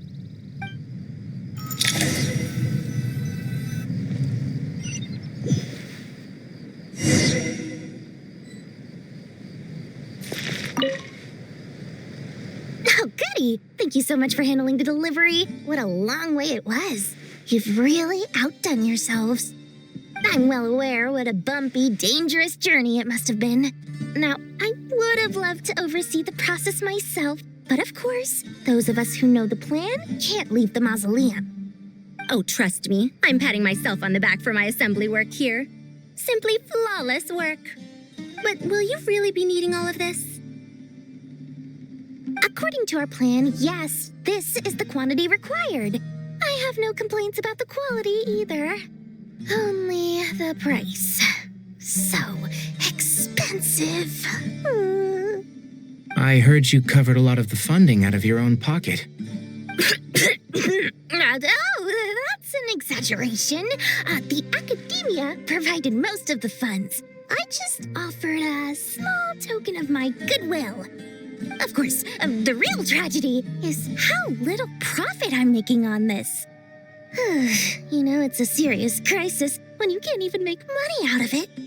It's really quite a beautiful design. And I'm intrigued by how such a diminutive device is able to output the power of the Light Realm. Did you attend the lecture on Light Realm energy, Madame Farzan? I don't believe I saw you there. Of course I attended. I was just a little late, so I had to listen to the whole thing from outside the back door. Anyway, I have a perfectly good understanding of Light Realm, elemental and abyssal energy, as well as the relationship between the three. Good to know. Master told me in private that the conversion process between Light Realm energy and elemental energy involves highly classified knowledge that shouldn't be disseminated too widely. But even so, the scholars still shared said information. Well, you can't enforce a rule that everyone breaks. Is that the idea? At first, the Dendro Archon was reluctant to explain it in great depth for safety reasons. Later, she came to terms with it and simply informed my master that we would all have to face the question of survival together. To protect someone from such dangers means keeping them in the dark. But for someone to know and embody the wisdom within, they must understand its very essence. It's an information hazard. We're exposed to danger just by knowing the facts. And just like bait, it lures us in by offering us the solution to our problems. But if you're not careful, you'll end up pursuing it down a dark path. A tricky problem. But today, this big problem has been broken down into many smaller, more trivial ones. What do you mean? I get it. For instance, you and I share secret knowledge, while she and I take on the risks of life, death, and fate. Something like that? Hey, what? That is not what I call a trivial problem. Well, as they often say in Vahumana, an event that is monumental to the individual is negligible in the grand scheme of history. Generally, the fate of the individual is an insignificant affair. Being from Amorta, where the subject of our research tends to be a lot more personal, I have to disagree. It's hard to dismiss the individual as insignificant. In other words, the big problem of survival has been broken down into many small, interconnected factors, and each one of us represents one of those factors. When the same secret is shared with a group of people, the same fate binds them together. Most people would find this unimaginable, but to us scholars, this is the path that has always beckoned to us. Sharing knowledge is a good way to fight against fate. I will always believe in that. All right, I think that's everything. Thanks a lot. But don't go anywhere just yet. I'll still be needing you to calibrate the equipment.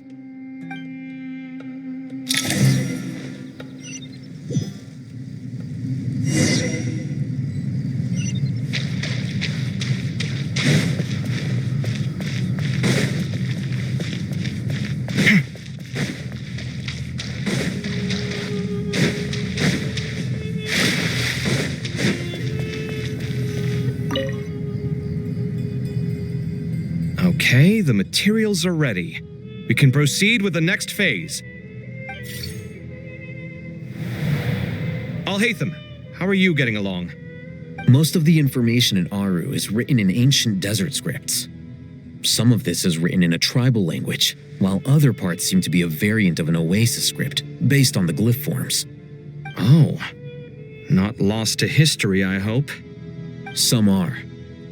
All we can do is infer the meaning based on the rules of related languages. Although, this section actually fills in some of the missing historical record. I'm transcribing it so we can bring it back to the academia. After Aru started up, 2 more lines of text appeared here. Can you read them? Humans may not read what is written by the gods, except by not reading. Victory should not be easy to attain, for it symbolizes divine wisdom. Knowledge must not waver, for it has external borders. Is this a clue to solving a puzzle? Or is it being symbolic? You can't read it unless you don't read it. Victory is wisdom. Knowledge is confined by borders. Wait, I think I've got it. It's a metaphor, isn't it?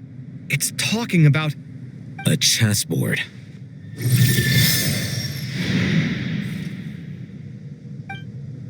You were right.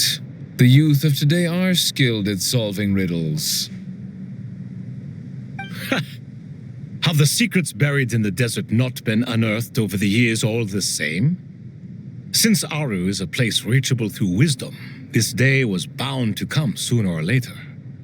Oh, I've always been against overly cryptic sentences. Don't you get tired of reading and writing all that? Ah, it's you three. Just in time.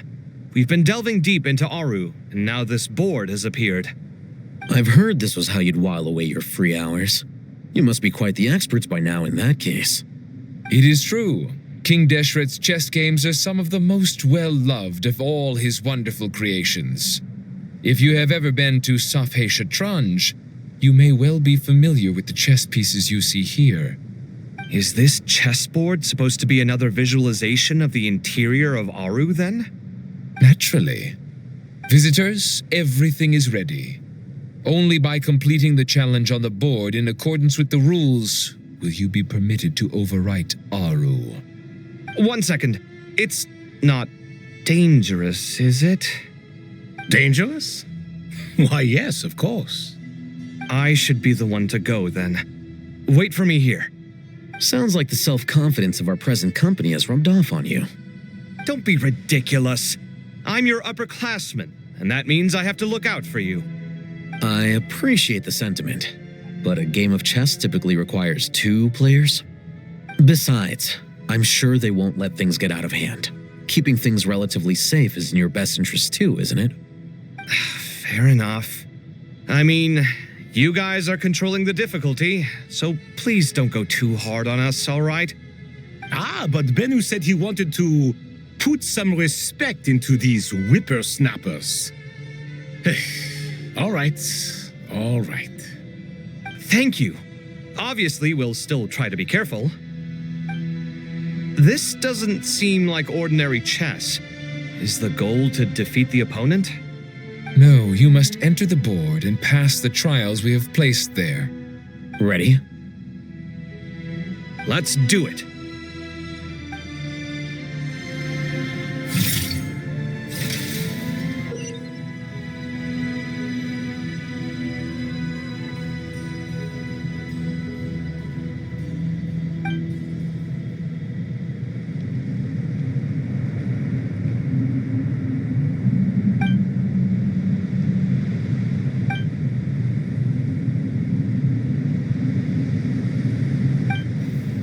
The first trial is posed by me. I don't think this is gonna stop us. Ah, but the key to this game lies in working together. Otherwise, you will be deemed to have broken the rules. Looks like it's up to me. Marak, can you open it? King Deshret's favorite primal construct, living on in suitcase form of all things. Amusing. Oh, excellent work.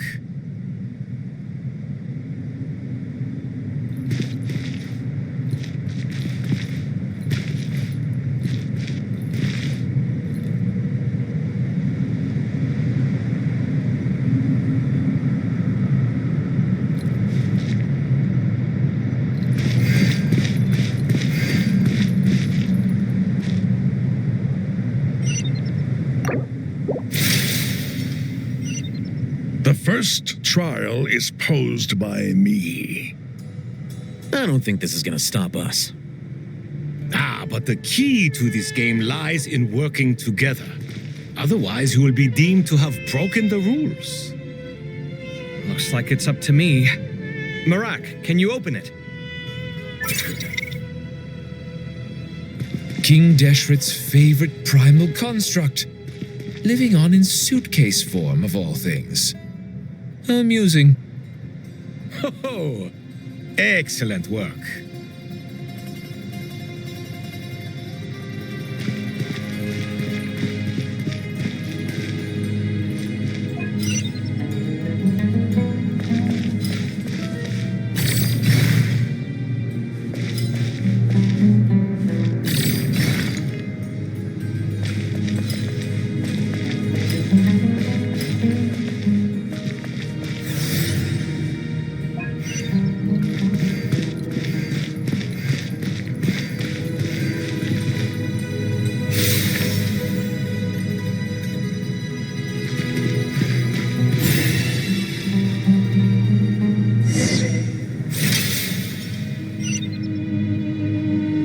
is the time for my trial.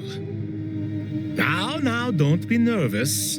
I'll make it nice and easy for you. Really? Thanks in advance. We appreciate it.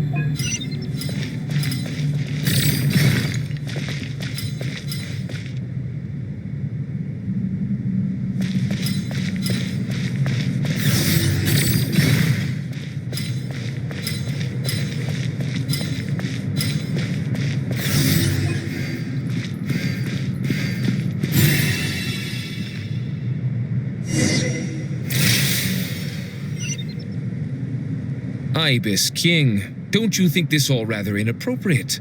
You may as well be handing them victory on a silver platter. Do not expect me to follow your lead. Ha! Suit yourself.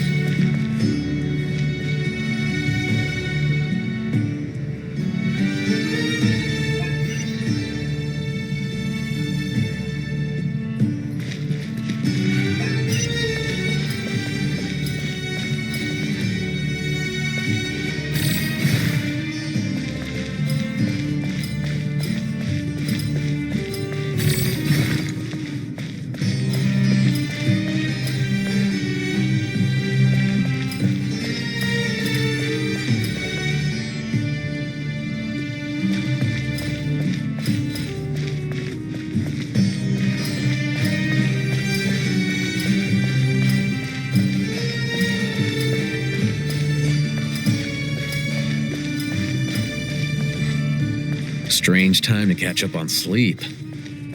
I'm not sleeping, I'm thinking. It's not that simple, you know.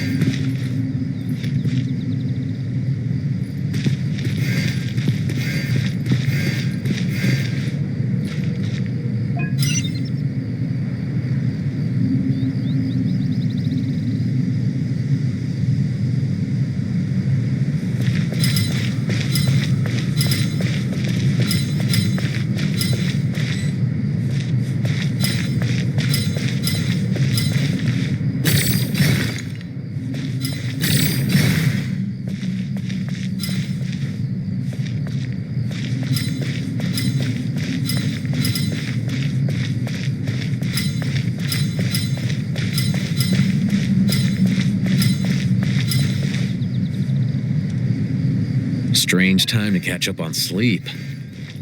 I'm not sleeping, I'm thinking. It's not that simple, you know.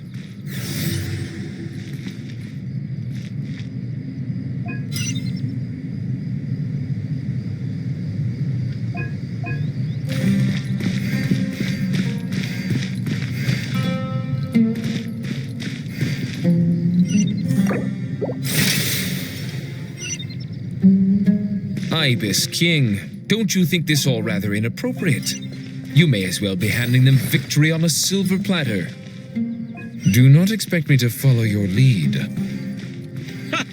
Suit yourself.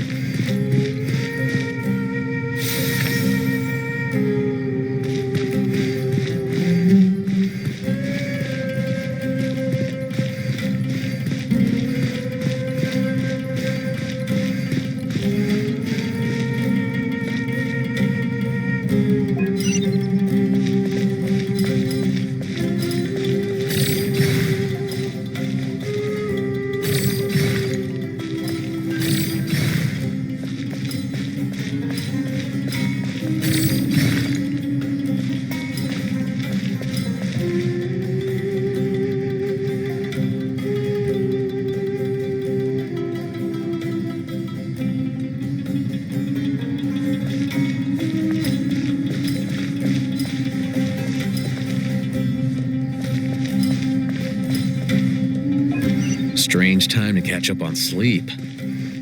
I'm not sleeping, I'm thinking. It's not that simple, you know.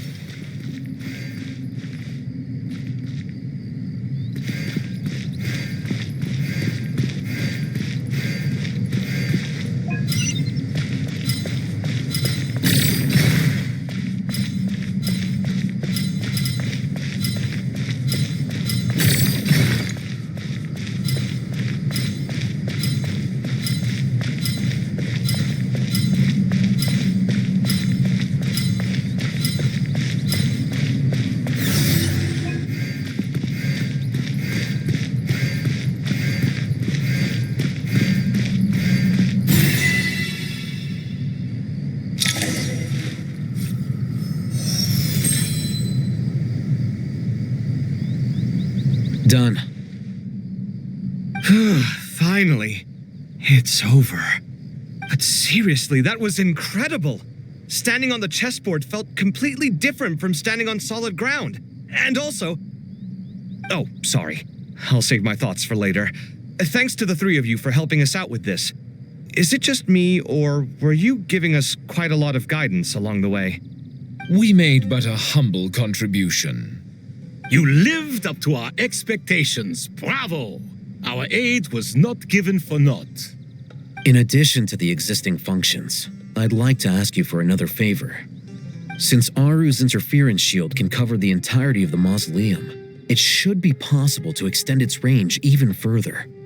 Perhaps you can find a way. So, building upon the existing functions to... Ha! I'm with you! Imagine for a moment. What would the ideal outcome look like if this function were compatible with the devices? I agree. This is the best solution possible. Please, everyone, we beg you to help us. Me, oh my. Well, since you ask so very nicely, I suppose... Goti? Kroko? What do you say? Naturally.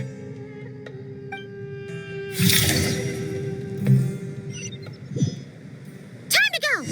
Let's go find Nahida!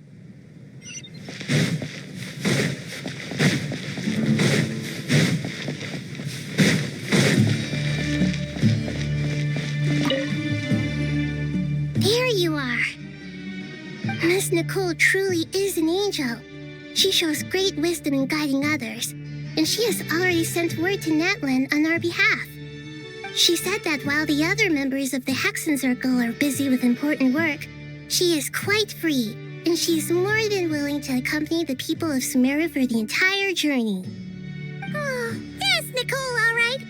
Always super patient and loves to help everyone out. She's the best. She is. So kind and enthusiastic. Well, time for us to get going. Let's head out.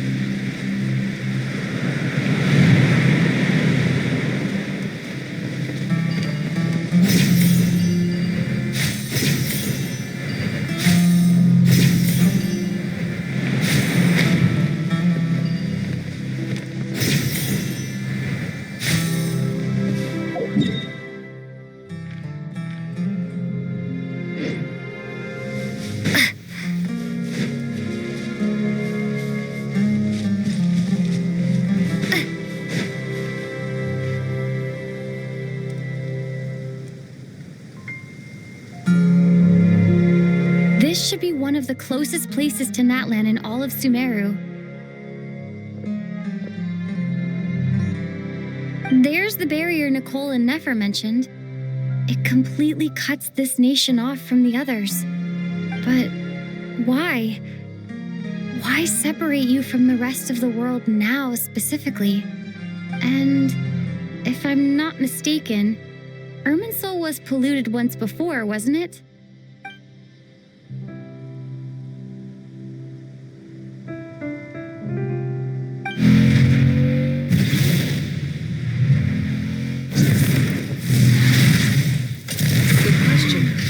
The same thing myself.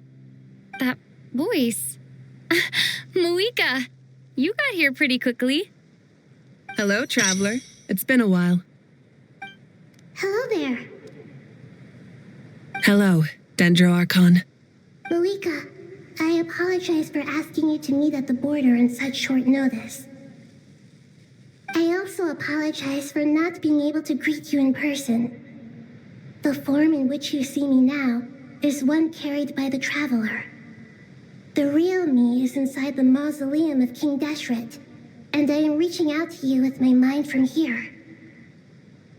Irminsul has been infiltrated by the Doctor. We must be on our guard, as he can spy on information in the world from within the tree. Fortunately, there is no record of the traveler in Irminsul, and you are still within Natlan's borders. My records will be preserved in the Night Kingdom, rather than the ley lines. As long as the Night Kingdom remains disconnected from the ley line cycle, the Doctor has no way of knowing my movements. Exactly. So by meeting each other in this way, the meeting essentially never happened. No wonder Paimon didn't come. You were concerned that her activity would be recorded by Irminsul. The Natlanese have heard about the situation in Sumeru. With the borders sealed off, merchants have been forced to stop their shipments. It's pretty serious, and you're the ones bearing the brunt of it. I'd like to address the question you raised at the beginning. I can offer a brief explanation, Although it will sound rather cruel.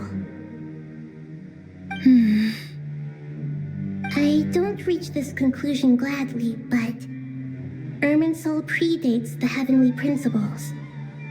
It existed long ago, when the dragons of Natlan were at the height of their power. So even when the people of Sumeru became ill because of pollution, it was not a critical issue from the perspective of Irminsul itself. As long as it continues to function normally, the barrier will not be activated. But this time, the Doctor's invasion has directly affected the tree. That is what caused the barrier to deploy. The heavenly principles established a rule that when Irminsul is plunged into grave danger, a portion of power will be reserved to isolate Sumeru. That way, even if Sumeru is destroyed, the outside world at least has some time to catch its breath. We'd certainly need it. The heavenly principles created almost everything that exists in Teyvat today. To them, preserving the existence of the world and its inhabitants takes priority over protecting Sumeru. Meaning, protecting Sumeru now falls to you. Yes. My own power may be limited, especially compared to yours. But that doesn't mean that we're just gonna sit around and wait for the end. If necessary, I will utilize any and every means at my disposal. Nicole of the Hexen Circle didn't say exactly what this meeting was about, but after hearing everything you've said so far, I think I can guess where this is going. That's right. Nahida and I discussed it at length. We both know how presumptuous this is, but... You need the pyronosis, don't you? Yes, you guessed correctly. Originally, I only intended to borrow it, but the situation is far graver than I foresaw. So instead, what I ask of you is to please give the pyronosis to Sumeru. Why do you sound so nervous? There's no need to be shy. Surely a gnosis is pretty important to a god.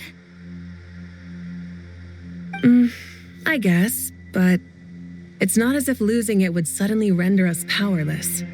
But I'm sure you don't need me to tell you that. With all the nations you've traveled to, and all the gods you've met, you must have realized that by now. As far as I'm concerned, a gnosis is basically an elemental energy enhancer. But I don't usually use it. You know me. I like to think I'm pretty strong without it. Yeah. Not about to dispute that. So you see, you don't need to sweat it. Here, take the pyronosis. Uh-huh. Just like that? Uh-huh. Just like that. To tell the truth, I've always toyed with the idea of giving it to someone who needs it more than I do.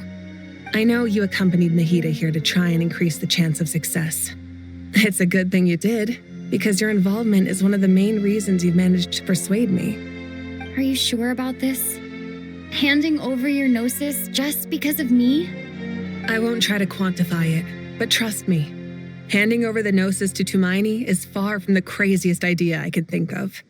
Besides, even if you hadn't come here personally, I think I still would have agreed to Nahida's request. Irminsul doesn't just affect Sumeru. It impacts all of Teyvat. I know all too well how difficult it can be to protect the things you care about. So logically, morally, or however you want to cut it, helping you is the right thing to do. You don't need to tell me the specifics of your plan. Where the gnosis is involved, the tighter the secrecy, the higher your chances of success. Malika, my heartfelt thanks go to you and the people of Natlan. Don't mention it. But now for the hard part. How do I actually give it to you? The Irminsul barrier is right in the way. I have an idea.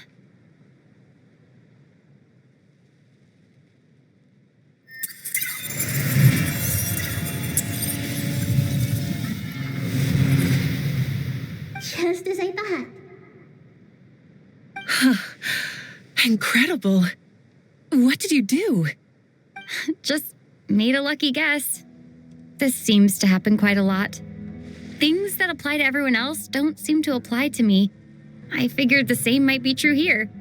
Irminsul usually produces effects based on the records it holds. Since the Traveler is a descender, Irminsul contains no records of her, and thus has no way to impede her. Is that right?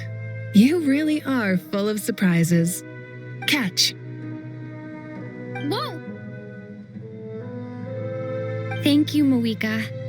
Thank you for trusting us with something so important. All right. No need to get so formal. It's not like we're strangers. Besides, there's still one problem. You might be able to pass through the barrier, but I don't know about the Gnosis. Any other surprises for us, Traveler? Let me try something. I have the Pyrognosis in my hand. It feels strangely ordinary, not particularly heavy. And yet, this tiny thing symbolizes the mighty authority of a god.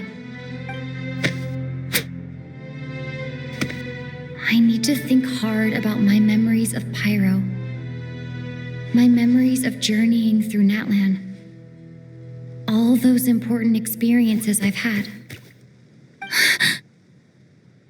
The Gnosis disappeared. Traveler, are you all right? I'm fine. The Pyrognosis disappeared into my body, just like phlogiston. Maybe it resonates with you because you've mastered the power of phlogiston. You might not be recorded in the ley lines, but you're still our Tumini. Whew.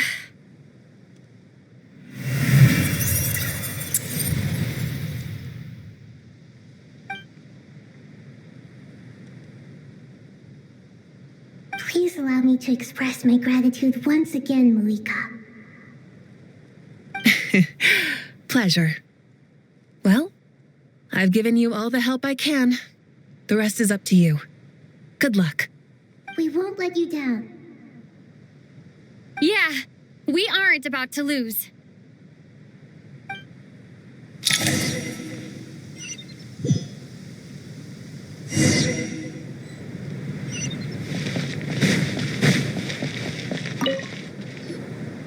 Traveler, Paimon, how are you feeling? Paimon's a teensy bit nervous, but only a teeny tiny bit.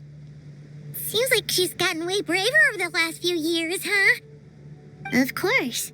After all the adventures you've had with the Traveler, I'm sure you've gained a lot of experience and grown as a person. I'm doing all right. What about you, Nahida? How are you holding up? With the negative effects of Irminsul, I am a bit like a piece of fruit that's been burrowed into by hungry insects and left to rot. I'd be lying if I said it was nothing. But please don't worry. We all know what we're getting into, and we've prepared as well as we can. I believe in everyone. I believe in you. And I believe in myself. Stoking the fire inside oneself is certainly one way to live, but knowing when to rely on one's companions is also a form of great wisdom. I've been quietly learning little things from everyone, like plucking tufts of fur from a sumpter beast. Me too. With the constant traveling, I'm always learning and growing. That's the journey of life. I think there's someone else here who would share that sentiment. Don't worry about what I think. I was just passing by and happened to overhear your conversation. What are you talking about, Hat Guy? This is the top floor. No one passes by the top floor. Says who? You can fly just like I can. I would have thought it makes sense to you of all people. I don't know why, but I feel a little more relaxed now.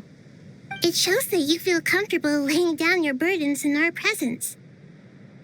It means that Sumeru is a place you can trust, where you know we have your back. And we feel exactly the same way around you. That's what it means to be friends.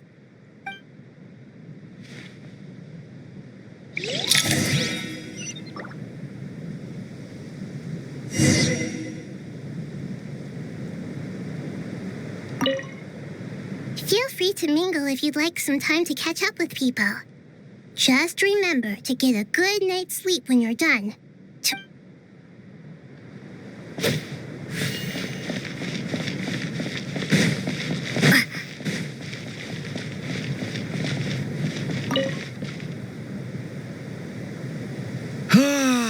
It's finally done.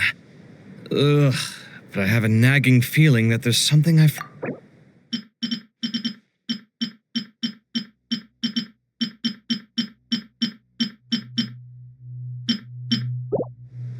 Oh, there you are. Everything wrapped up on your end?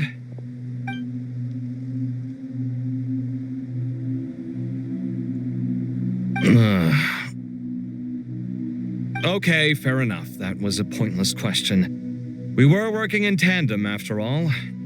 You must really be exhausted. Well, it's been a busy day for both of us. When work ends, you clock out. No looking back. Yeah, we're definitely due a break. Probably a little late to start drinking now, though. I'll stick with water. Here, this one's for you. Thanks. You want a bite to eat? I can grab us something. Or wait, I think there's a stove nearby. Let me take a look. Are you nervous? A little, yeah. Unlike you, it seems. How are you not feeling at all nervous? Because everything that happens next is beyond my individual control. I don't worry about things I cannot influence. What do you mean, cannot influence? You're the one who came up with half of the strategies we ended up using. There's only so much I can do. I was only doing my duty. Was it like this last time, too? You mean with Azar and his accomplices? Yes and no.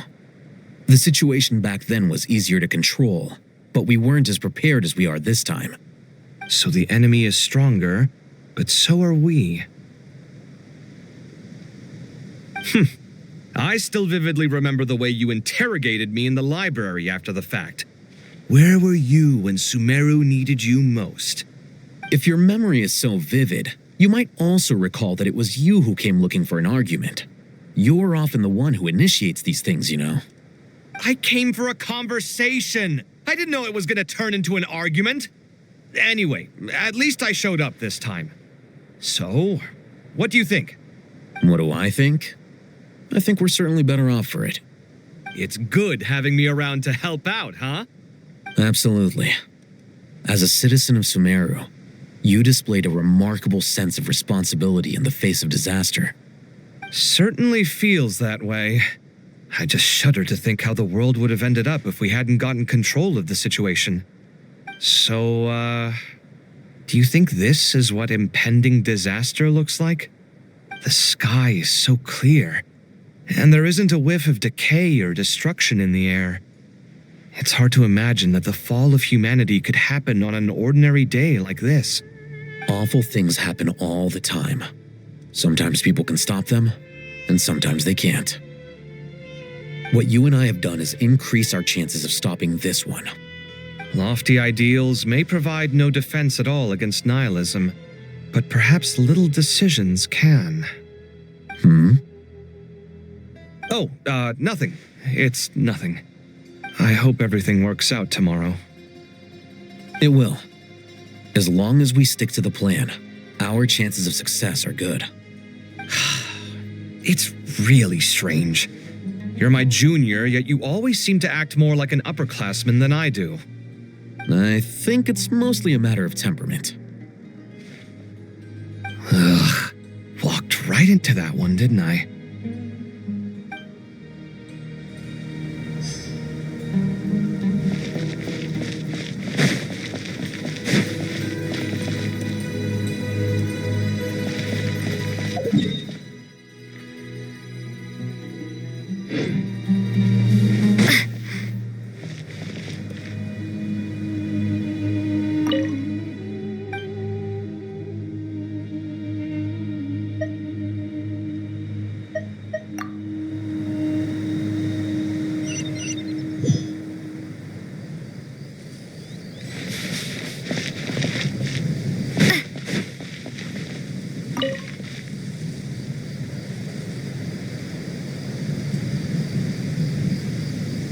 Look at the time. I should head back. I'm so sorry. I was in a hurry and didn't look where I was going. Are you all right? I'm fine. Wait, you're... Have we met? Not exactly. I think we may have crossed paths by the house of Dana before. Oh. You're Hat Guy! From Vahumana, right? You recognize me? The clue's in the name. Mr. Hat Guy. Fair point. It's getting pretty late. What's keeping you up? I could ask you the same question. If I'm not mistaken, all the workload for the Ratawa Hisdarshan wrapped up a good while ago. Well, I have something of a background in Satyavada life, so I was helping the Dendro Archon make some preparations. But I must have lost track of time. Did you find the experience enlightening at all? Honestly, it was tedious and uneventful at first. But eventually, I think I did sense some profound truths. But they also brought a lot of suffering with them. I was told that I even shed tears while I was meditating, though I have no idea why. Sorry. I hope I'm not scaring you. Not at all. It just proves you're very accomplished in your research. Good night. I wish you all the best for tomorrow. Thank you, sir. You too.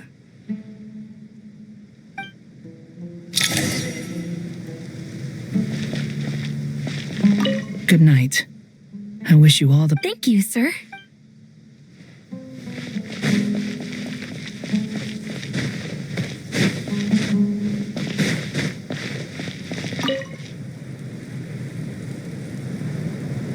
Too bad we've got a fight tomorrow. I could really do with a stiff drink. Let us pray instead. Prayer. How nostalgic. Lord Sangama Bay. Came to get some fresh air too, did ya? That's right. Actually, I was hoping I might run into you, Dia. I wanted to let you know that I've stocked up on that perfume you said you were so fond of. No, really? I'll take 2. Any chance of a friends and family discount? I knew you'd ask that. And I'm afraid to say that. Surprise! It's free of charge. That's very generous of you, Lord Sangama Bay. Does this mean you've made a fortune in Notcry? Nope. Turns out it's not that easy to turn a profit there. I even ran some assorted losses. But anyway, that has nothing to do with why I wanted to give you and Dia a small gift. Remember that merchant caravan you two rescued in the desert last month? That was transporting my goods. No way. I had no idea that was your shipment. Explains the, eclectic mix of goods, though. Lord Sangama Bay's investment in the desert and generous stockpiling of goods has helped many people over the years. The shelters you funded especially have made life a little easier for the children and the elderly. Wait, how did you know about that? Oh, I see. Nefer told you, didn't she? That pesky lady. Aren't intel brokers at least supposed to charge for divulging people's secrets? She and Candace go way back. It's normal for close friends to share things you wouldn't tell to everyone else. Sure, but why did they have to be things about me? That's how Nefer shows that she cares. She wishes for all of us to know what a generous person you truly are. It must be hard trying to make a living far away from home. Just because we can tell what kind of person you are doesn't mean everyone else can. Well, maybe her intentions were partly good, but I don't think that's the full story. I'm sure she enjoyed knowing how much it would annoy me. I'm telling you, Nefer's got a mean streak. Definitely with you on that. Does praying help you stay calm? Defending one's home is a just cause. My heart is filled with a mix of anger and hope. Anger. You know, being able to get angry is a good thing. It shows that you're in touch with the real world, and that you have the passion to pursue something you believe in. My lady, what are you doing out here? Just taking a walk to clear my head. Look where I ended up. Were you praying just now? Yes, Miss Dunyarzad. Would you like to join us?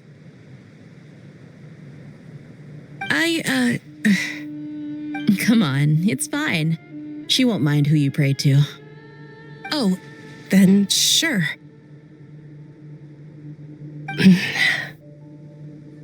I remember you, Miss Dunyarzad. You visited my shop before.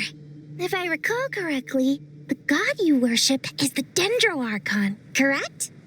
That's right. She is such a gentle and kind god.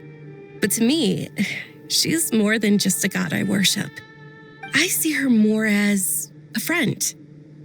And so do many others. She's not some almighty god who reigns on high, but a genuine friend. Agreed. She's a wise teacher and a good friend. I spoke with several people during the evacuation. Everyone's aware that tomorrow's battle is one that ordinary people can join too. A battle to fight for our friends and our homeland. Oh, it makes me glad. I can finally do something for those who protected me. You've grown so much since we first met. Oh, a compliment? Ooh, more please. Thank you. My lady, you've always been a remarkably strong and ambitious person. It's indisputable. And that's not just a compliment. It's a statement of fact. What are you praying for? Our beliefs may not be entirely the same, but we both wish for the same thing. I pray that everyone will rise to the challenges ahead and return safe and sound. I pray for the safe return of all my companions.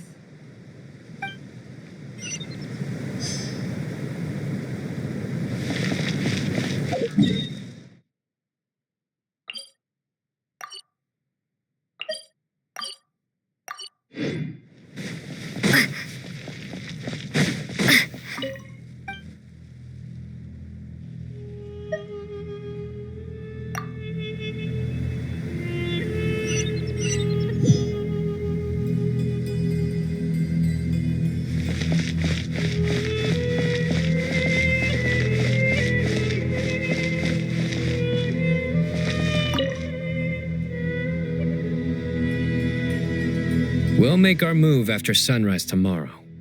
Good. Is everything ready? As much as possible. That'll be enough. Don't let the pressure get to you. We'll take things one step at a time. That's how we've always done it. Master Tainari! Mr. Sino! So this is where you were. I brought some juice and some water. Would you like some? I know how easily you get dehydrated in the desert, so you should definitely have some water. In which case, I'll have the juice. I gotta ask, though. Who's on juice-making duty at a time like this? Madame Farazan said she was feeling a little nervous, so I told her about the automatic juicer my friend invented. She took it right off me and started making carton after carton of juice. A juicer? Did Sucrose send that to you? Yeah. I hadn't had the chance to try it out before this incident occurred, but I couldn't bear to leave it behind in Gandharvaville. The juice is very sweet. I think so too. Kale, how are you feeling? Physically, I'm okay, but it just still feels strange to me. Why would a great power like this come to someone like me? I know the feeling well. That same question ran through my mind every day as a kid. At least now, you have someone who can relate to you. All the more reason that you should apply for Spontamod. Tainari fiercely opposes the idea, though. Those two things are completely unrelated. What are we all chatting about, Would anyone like any juice? Oh, you have some already. I had some earlier, ma'am. Maybe give the extra to someone else? Very well, very well. I shall be off then. There's this enormous power, And then there's little old you. You feel like there's no connection between the two. And that sense of dissonance is difficult to get used to.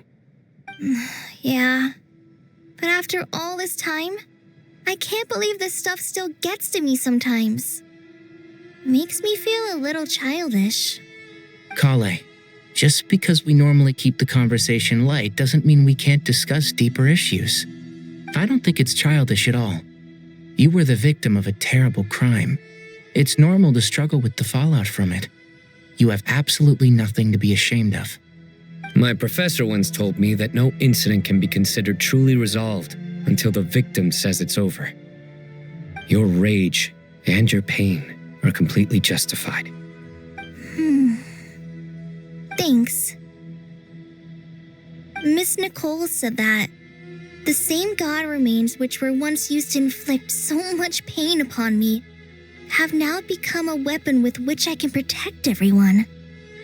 It's like my own personal kind of evolution. Every innocent person who's been hurt needs time to realize that it wasn't their fault.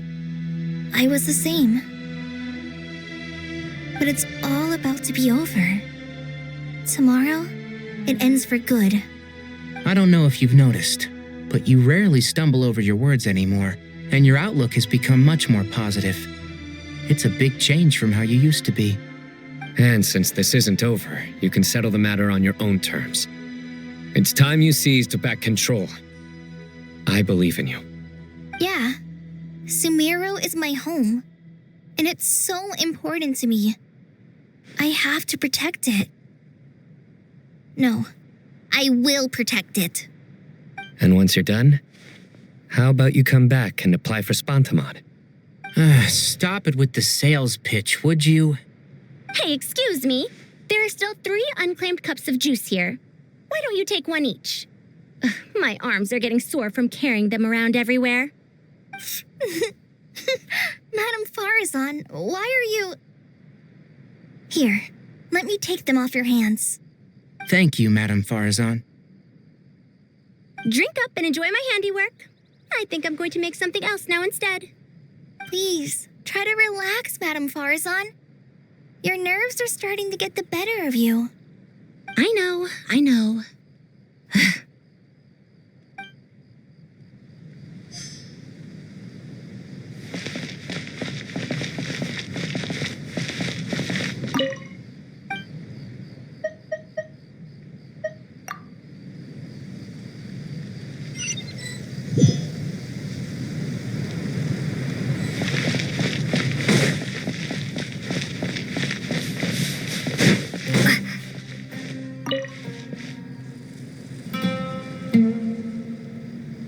Something on your mind, Miss Nefer? Nothing in particular. It's just, right now the future feels strange and unfamiliar. But the future has not yet arrived. How can you say how it feels? Some people know that there's an impending disaster. Others remain blissfully unaware. Each group is imagining an entirely different future while walking towards the same one. But when they get there, they'll still find they feel differently about it. People are shaped by their circumstances. Different circumstances create people with different perspectives.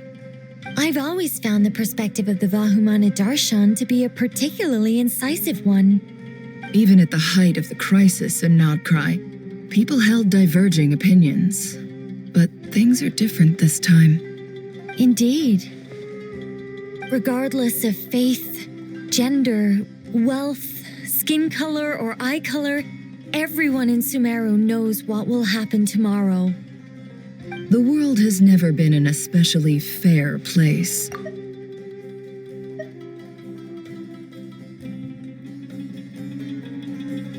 A place. It's fascinating. If only my father could have lived to see this era. Era. To me, that term represents a much greater span of time. It can be an unsettling word. I would even say I'm afraid of it. Do angels even feel fear? Yes, at least I do. I fear the gap that grows wider with each passing day and the never-ending flow of time. Time renders all memories insignificant and reduces all splendor to nothing. But those memories are the one thing I do not want to lose. You're very human in that regard.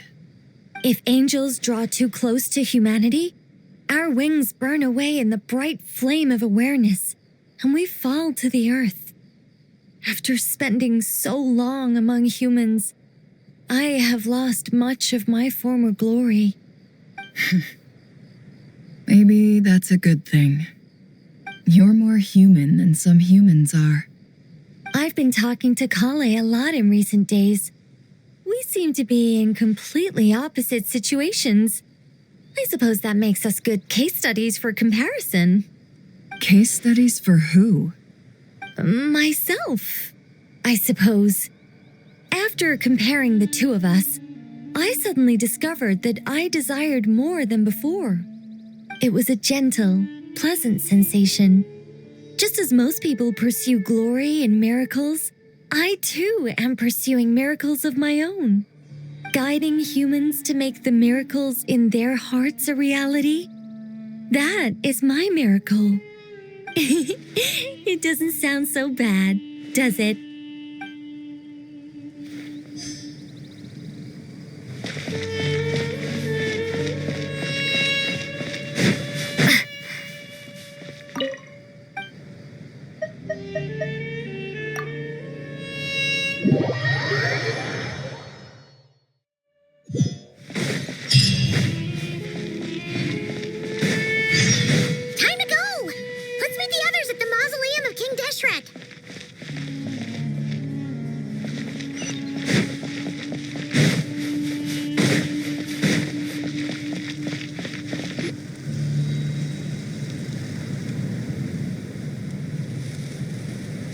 I have not felt this way in a long time.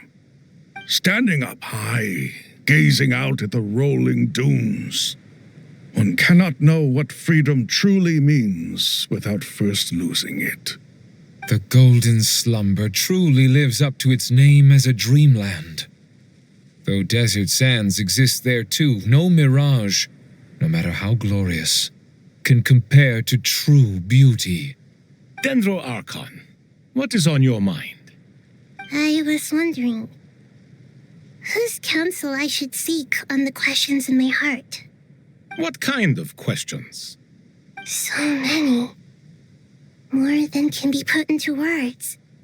As I once said to a friend, we look, we see, and we comprehend. But the question still troubles us. What are the many disasters that this world faces but the sum of all irresolvable questions? The biggest question you should be asking is how to seize victory. Yes. Although, I would express it differently. I must not fail. And so the question I am most curious about now is whether the path to victory will be an arduous one. What we declare to be a young sapling, we may, in fact, find to be a towering tree, if we would only cast aside our ignorance and look beyond the veil of time to see her true form. Nahida! We're here! Just in time. My preparations are almost complete. Ready when you are. We're here too. Miss Nicole! Miss Nicole! You run so fast! I thought I'd get a lot of exercise as a forest ranger, but I can barely keep up with you. Sorry, I got a little carried away. Lesser Lord Kusanali, the equipment is ready, and the modifications to Aru are all complete. As discussed during our meeting, Accessing Irminsul via the Akasha is no longer feasible at this stage. There are other options, it's just they're a little more extreme and more technologically demanding to implement. Maybe you should take it from here. The architecture and functionality of the Akasha terminals overlap considerably with Aru. There is reasonable evidence to suggest that one was developed based on the other, or that they both utilize technology of the same origin. As long as the transplant and merge operation succeeds, Aru should theoretically work on a scale greater than the Akasha and approximately equal to Irminsul. It will become the largest active computing device in all of Teyvat. A system this powerful is capable of a lot of different things. In the past, the Akasha was primarily used for one-way information transmission, but I suspect it could also serve as a central bridging hub. In the pursuit of greater knowledge, some scholars have attempted to connect their consciousness to Irminsul through the use of terminals, incense, and meditation. Correct. In academic language, scholars who reach that stage are said to have entered Satyavada life. Hypatia has performed this practice many times in the past, and she was once under my care for a period of time. Right. And this at least proves that there is a zone within Irminsul that can be connected to. That's right. Providing wisdom to the people is one of the very reasons for Irminsul's existence. I think I understand where you're going. Please, continue. In that case, I'll skip to the conclusion then. We need to further modify Aru, merge it with the Akasha, manufacture terminals, and distribute them to every single person we can reach. Every person? Even the desert folk? Yes, everyone. I've already calculated the amount of raw materials we need. So you mean we're going to get new Akasha terminals? Yes, but this time the people of Sumeru won't be using them to acquire knowledge, just to connect to Irminsul. That's the key.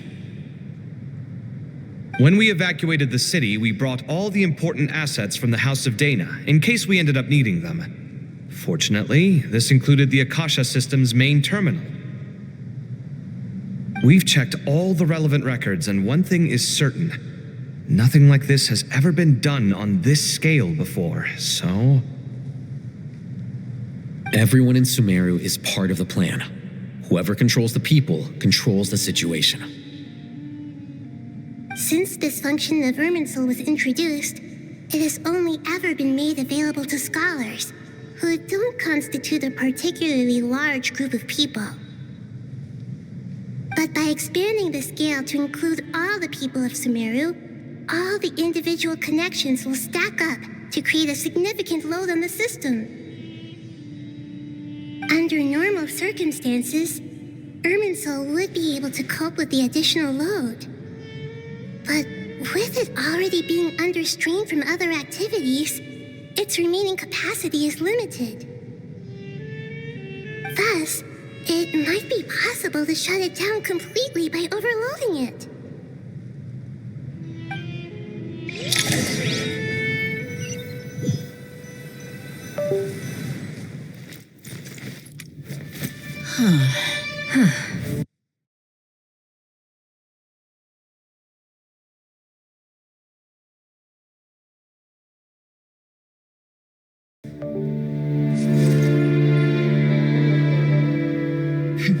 Counting down. 3, 2, 1. Are you ready? Ready.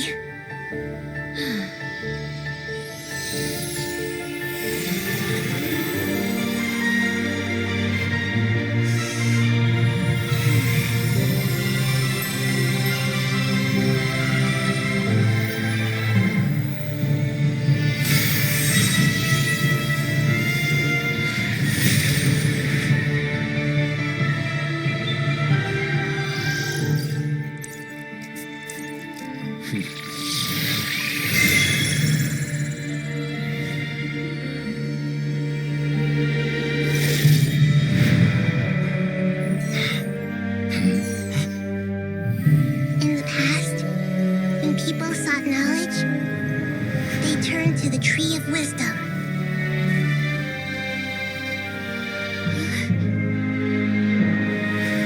Today, we use it to save Sumeru and the whole world.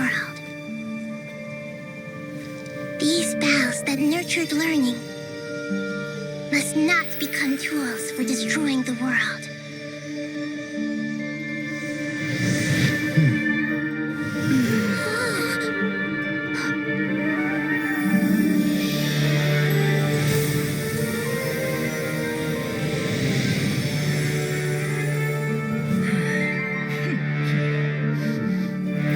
Stop.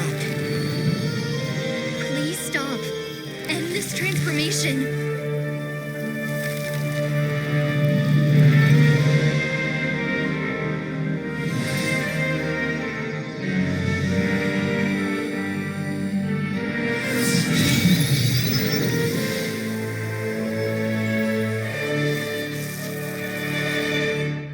You would shut down Irminsul just to stop me? You fools. I have all the time in the world.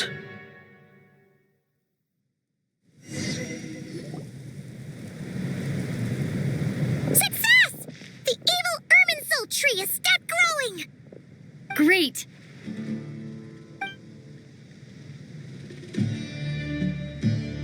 What a display of true courage! The courage to think and the courage to act! I never thought I would witness the shutdown of Irminsul with my own eyes. Perhaps this is human wisdom in action? Indeed, only humans could do such a thing. Gods are few and far between. What was once created for spreading knowledge is now used for another purpose. A rather ingenious plan. I am grateful to you three for your help. Only thanks to you were we able to extend Aru's interference capabilities to cover all terminals. Now, nobody who wears a terminal will have their activity accurately tracked by Irminsul. No matter how many eyes Dottore possesses, he will not be able to see us clearly. Now for the next step. I will need the help of your supreme powers once again. How might we be of service, Lord of Dendro? I need to reach the Eternal Oasis immediately. Right now?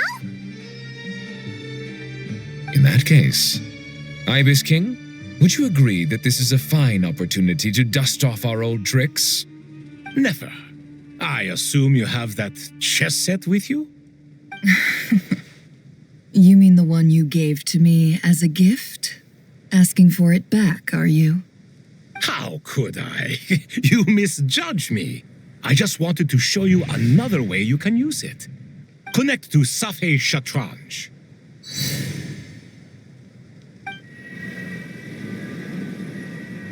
Safei Shatranj? You mean that place in the desert? Thoth's chess set gains its power from the chessboard laid out in the desert by King Deshret and ourselves.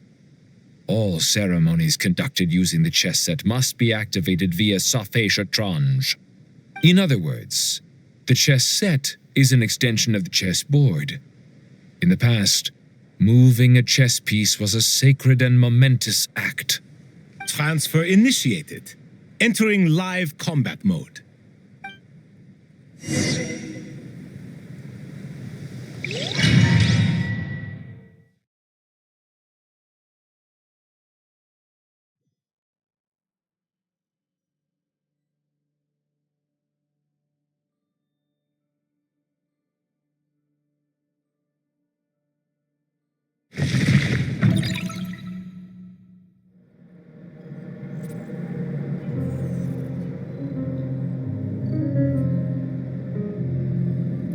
We haven't heard a single word from our spy in the desert.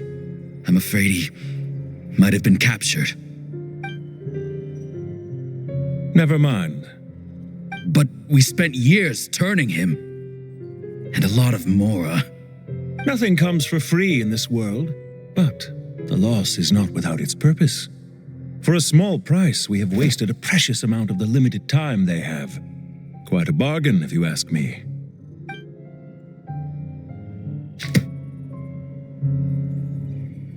Understood. Weighing profit against loss is a necessary part of life. But to tell the truth, I have been operating at a loss since this all began. Since many centuries ago, in fact. For instance, why would a banker act as the executor of a will? If you hadn't deposited your personal belongings at Northland Bank, I would have no reason to be here right now.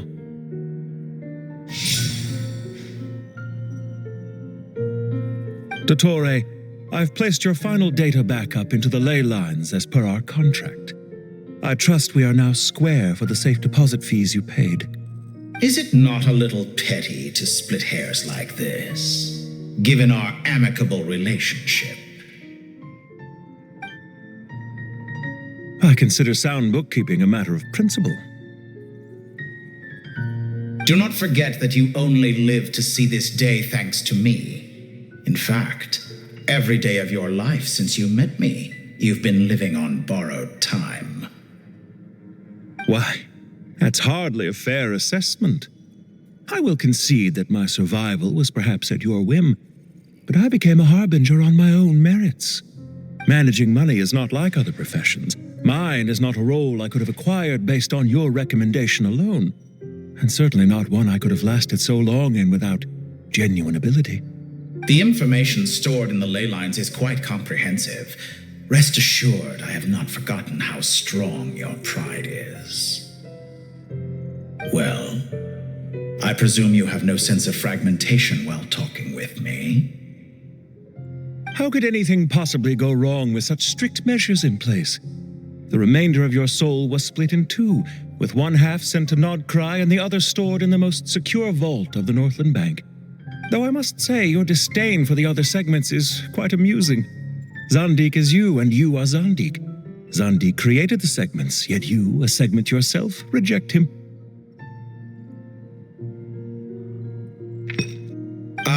That is, Zandik, created segments of various ages in his later years. To achieve this, he had to freeze time and part with a portion of his soul. But as constructive as it sounds, it erases my uniqueness. If each segment is equally me, then by the same token, none of them are truly me.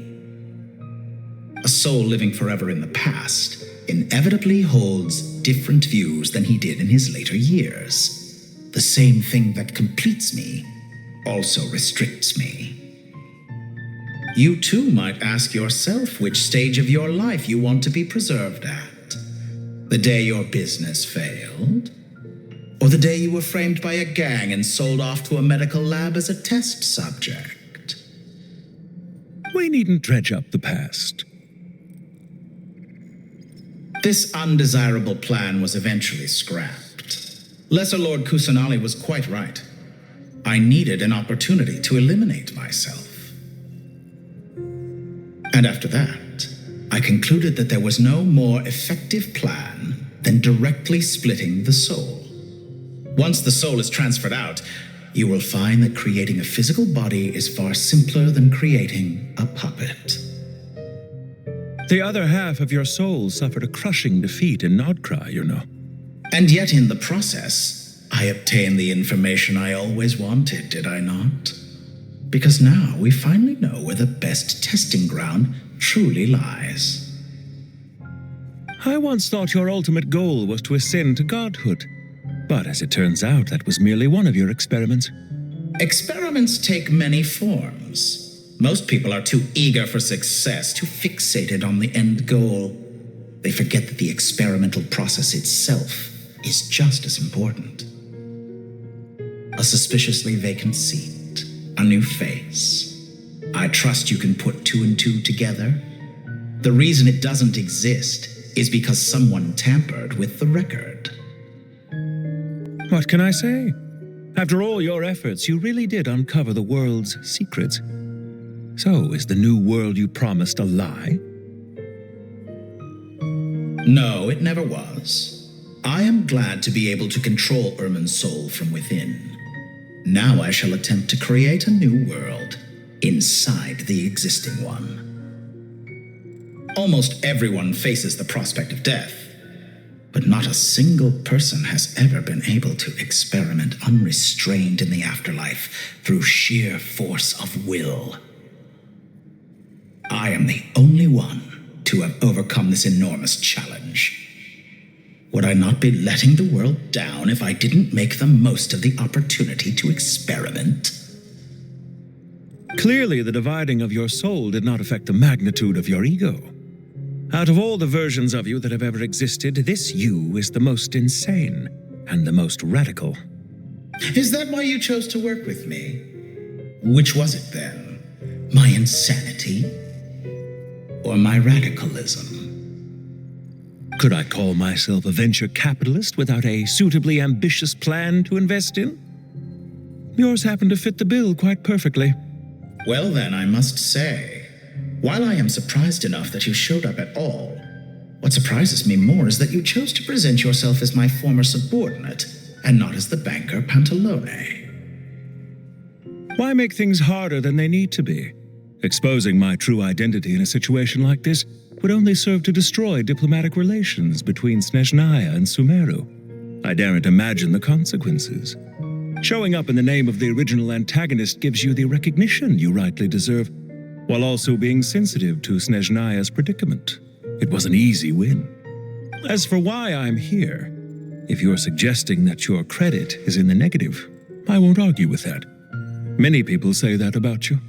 I'd argue that a significant factor in your willingness to cooperate is the fact that you have but a few years of life left after my death. Living and dying together has a way of binding two parties together rather closely.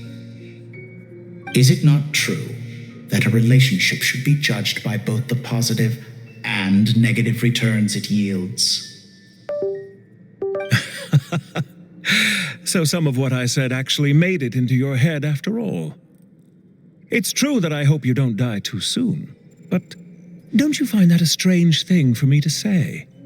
After all, you've already had quite a long life, especially for a human being. Let's not pretend that you're any more innocent than I am. Are we not the same in this regard? We both despise the existing laws of this world, and neither of us enjoy being under anyone else's control. Is it really so greedy to want the world to operate by a new set of rules? Of course not, my dear friend. And as I've said before, mutual interest is the foundation for the most reliable of relationships. You can attest to that. I just hope there never comes a day when I have to work too hard to prove that. Regrader, sir. People have been spotted approaching Sumeru City. How strange. Despite your access to Irminsol's data, it appears the soldiers noticed before you did. They must have found a workaround. Well, Dottore, I trust you know what this means. The fact is, they're coming. They'll breach the city gates any moment now. But even so, I would say Irminsol is a wonderfully convenient thing on the whole. If you do manage to create a new world, perhaps you could plant one outside my office, too. I'll consider it. What do you need me to do? Stall them? The experiment will take time. Stall them for as long as possible. Very well. But you're really asking for the moon here. Have you heard this story? There was once a guilty man, kneeling in the center of a church while an angry mob outside waited to bring him to justice. He pleaded with the gods, begging them to grant him one final request, the chance to finish confessing his sins before he was sentenced. Many suns and moons passed, seasons changed, and still his confession continued, as if he intended to speak until the end of time. Are you suggesting I worship you as a god? Or were you hoping that I might confess my sins to you? Certainly not the latter. That would make my life miserable indeed. For someone who despises them so, you never seem to have any objections to me creating or becoming one. At first, I thought you'd be furious. Concerned I would terminate our partnership, were you? Not at all. You had reasons why our partnership must continue. Don't you find people's attitudes toward gods amusing? A god descends from the heavens and people worship it unreservedly, blindly following whatever rules are given to them. And yet, when they see an ordinary person gain godlike levels of power by virtue of their own hard work, they treat him with nothing but suspicion, even if he is a compatriot. Is that supposed to be a compliment? No, I was just thinking. I pity the man who would call you a compatriot. There's no need to be so self-critical.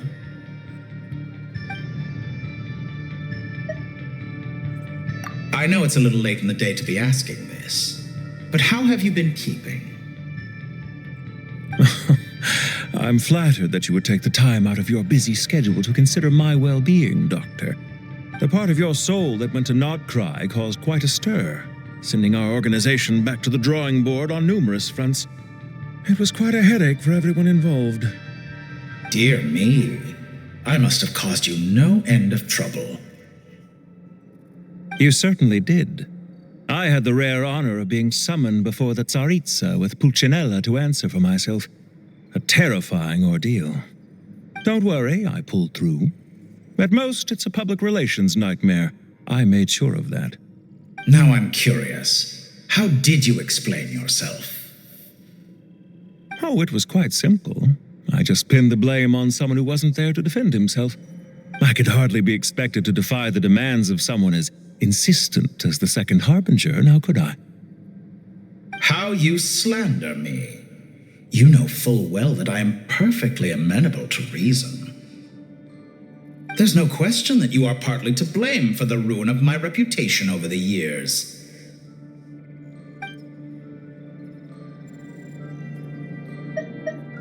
Do you have anything lined up for when this is all over? Hard to say. Field work always takes quite a toll on me, as you know. Once I'm back at Snezhnaya, I'll start with a well-earned cigarette. Why are you so eager to ruin your lungs after I went to the trouble of replacing them for you? If you have an issue with it, feel free to try to stop me.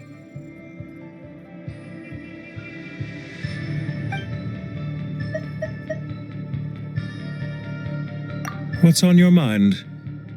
The limits of humanity. It's a pity.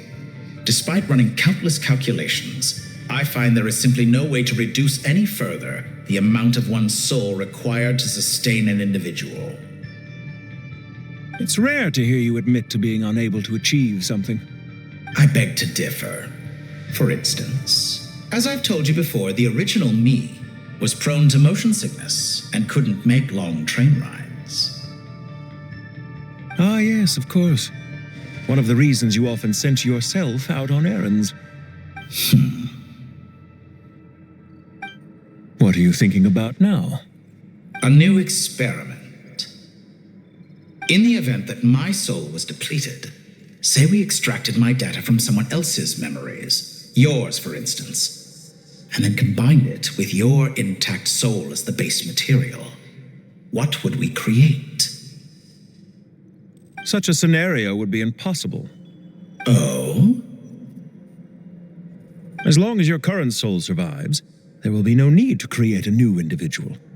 Don't forget, you were the one who approved of the present situation wherein only one Dottore remains. And if you ceased to exist, who would be capable of performing this experiment?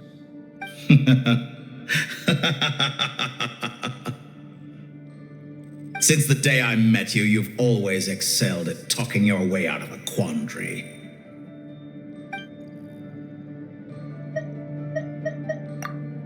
Isn't it a little too early to be saying goodbye? Not that I wish to keep you from your business, of course. Very well. Let's leave the conversation there for now.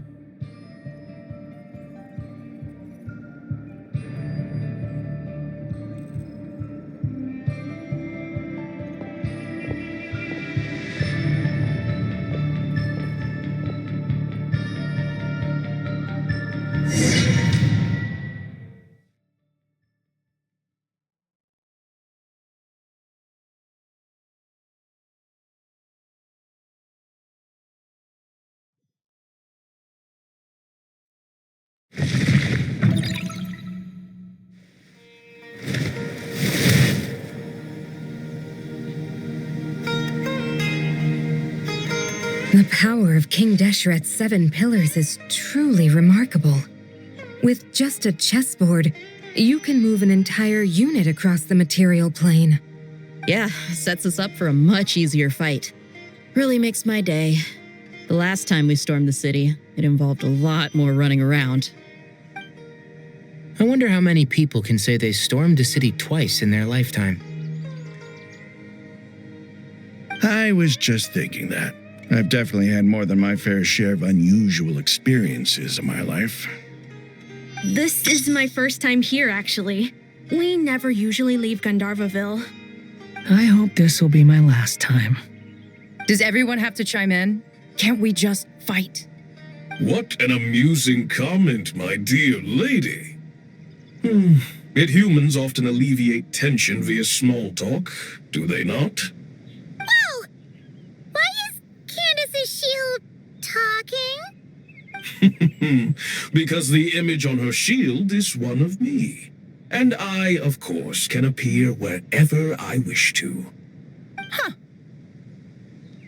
Well, la-di-da. Isn't that fancy? Could I get in on this? You wish for your gauntlet to speak? Why, certainly. Ahem.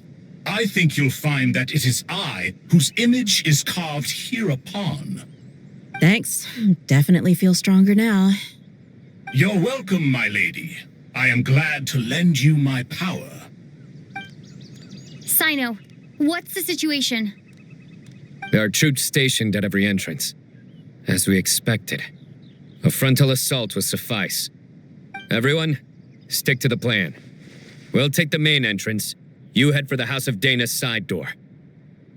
Move out.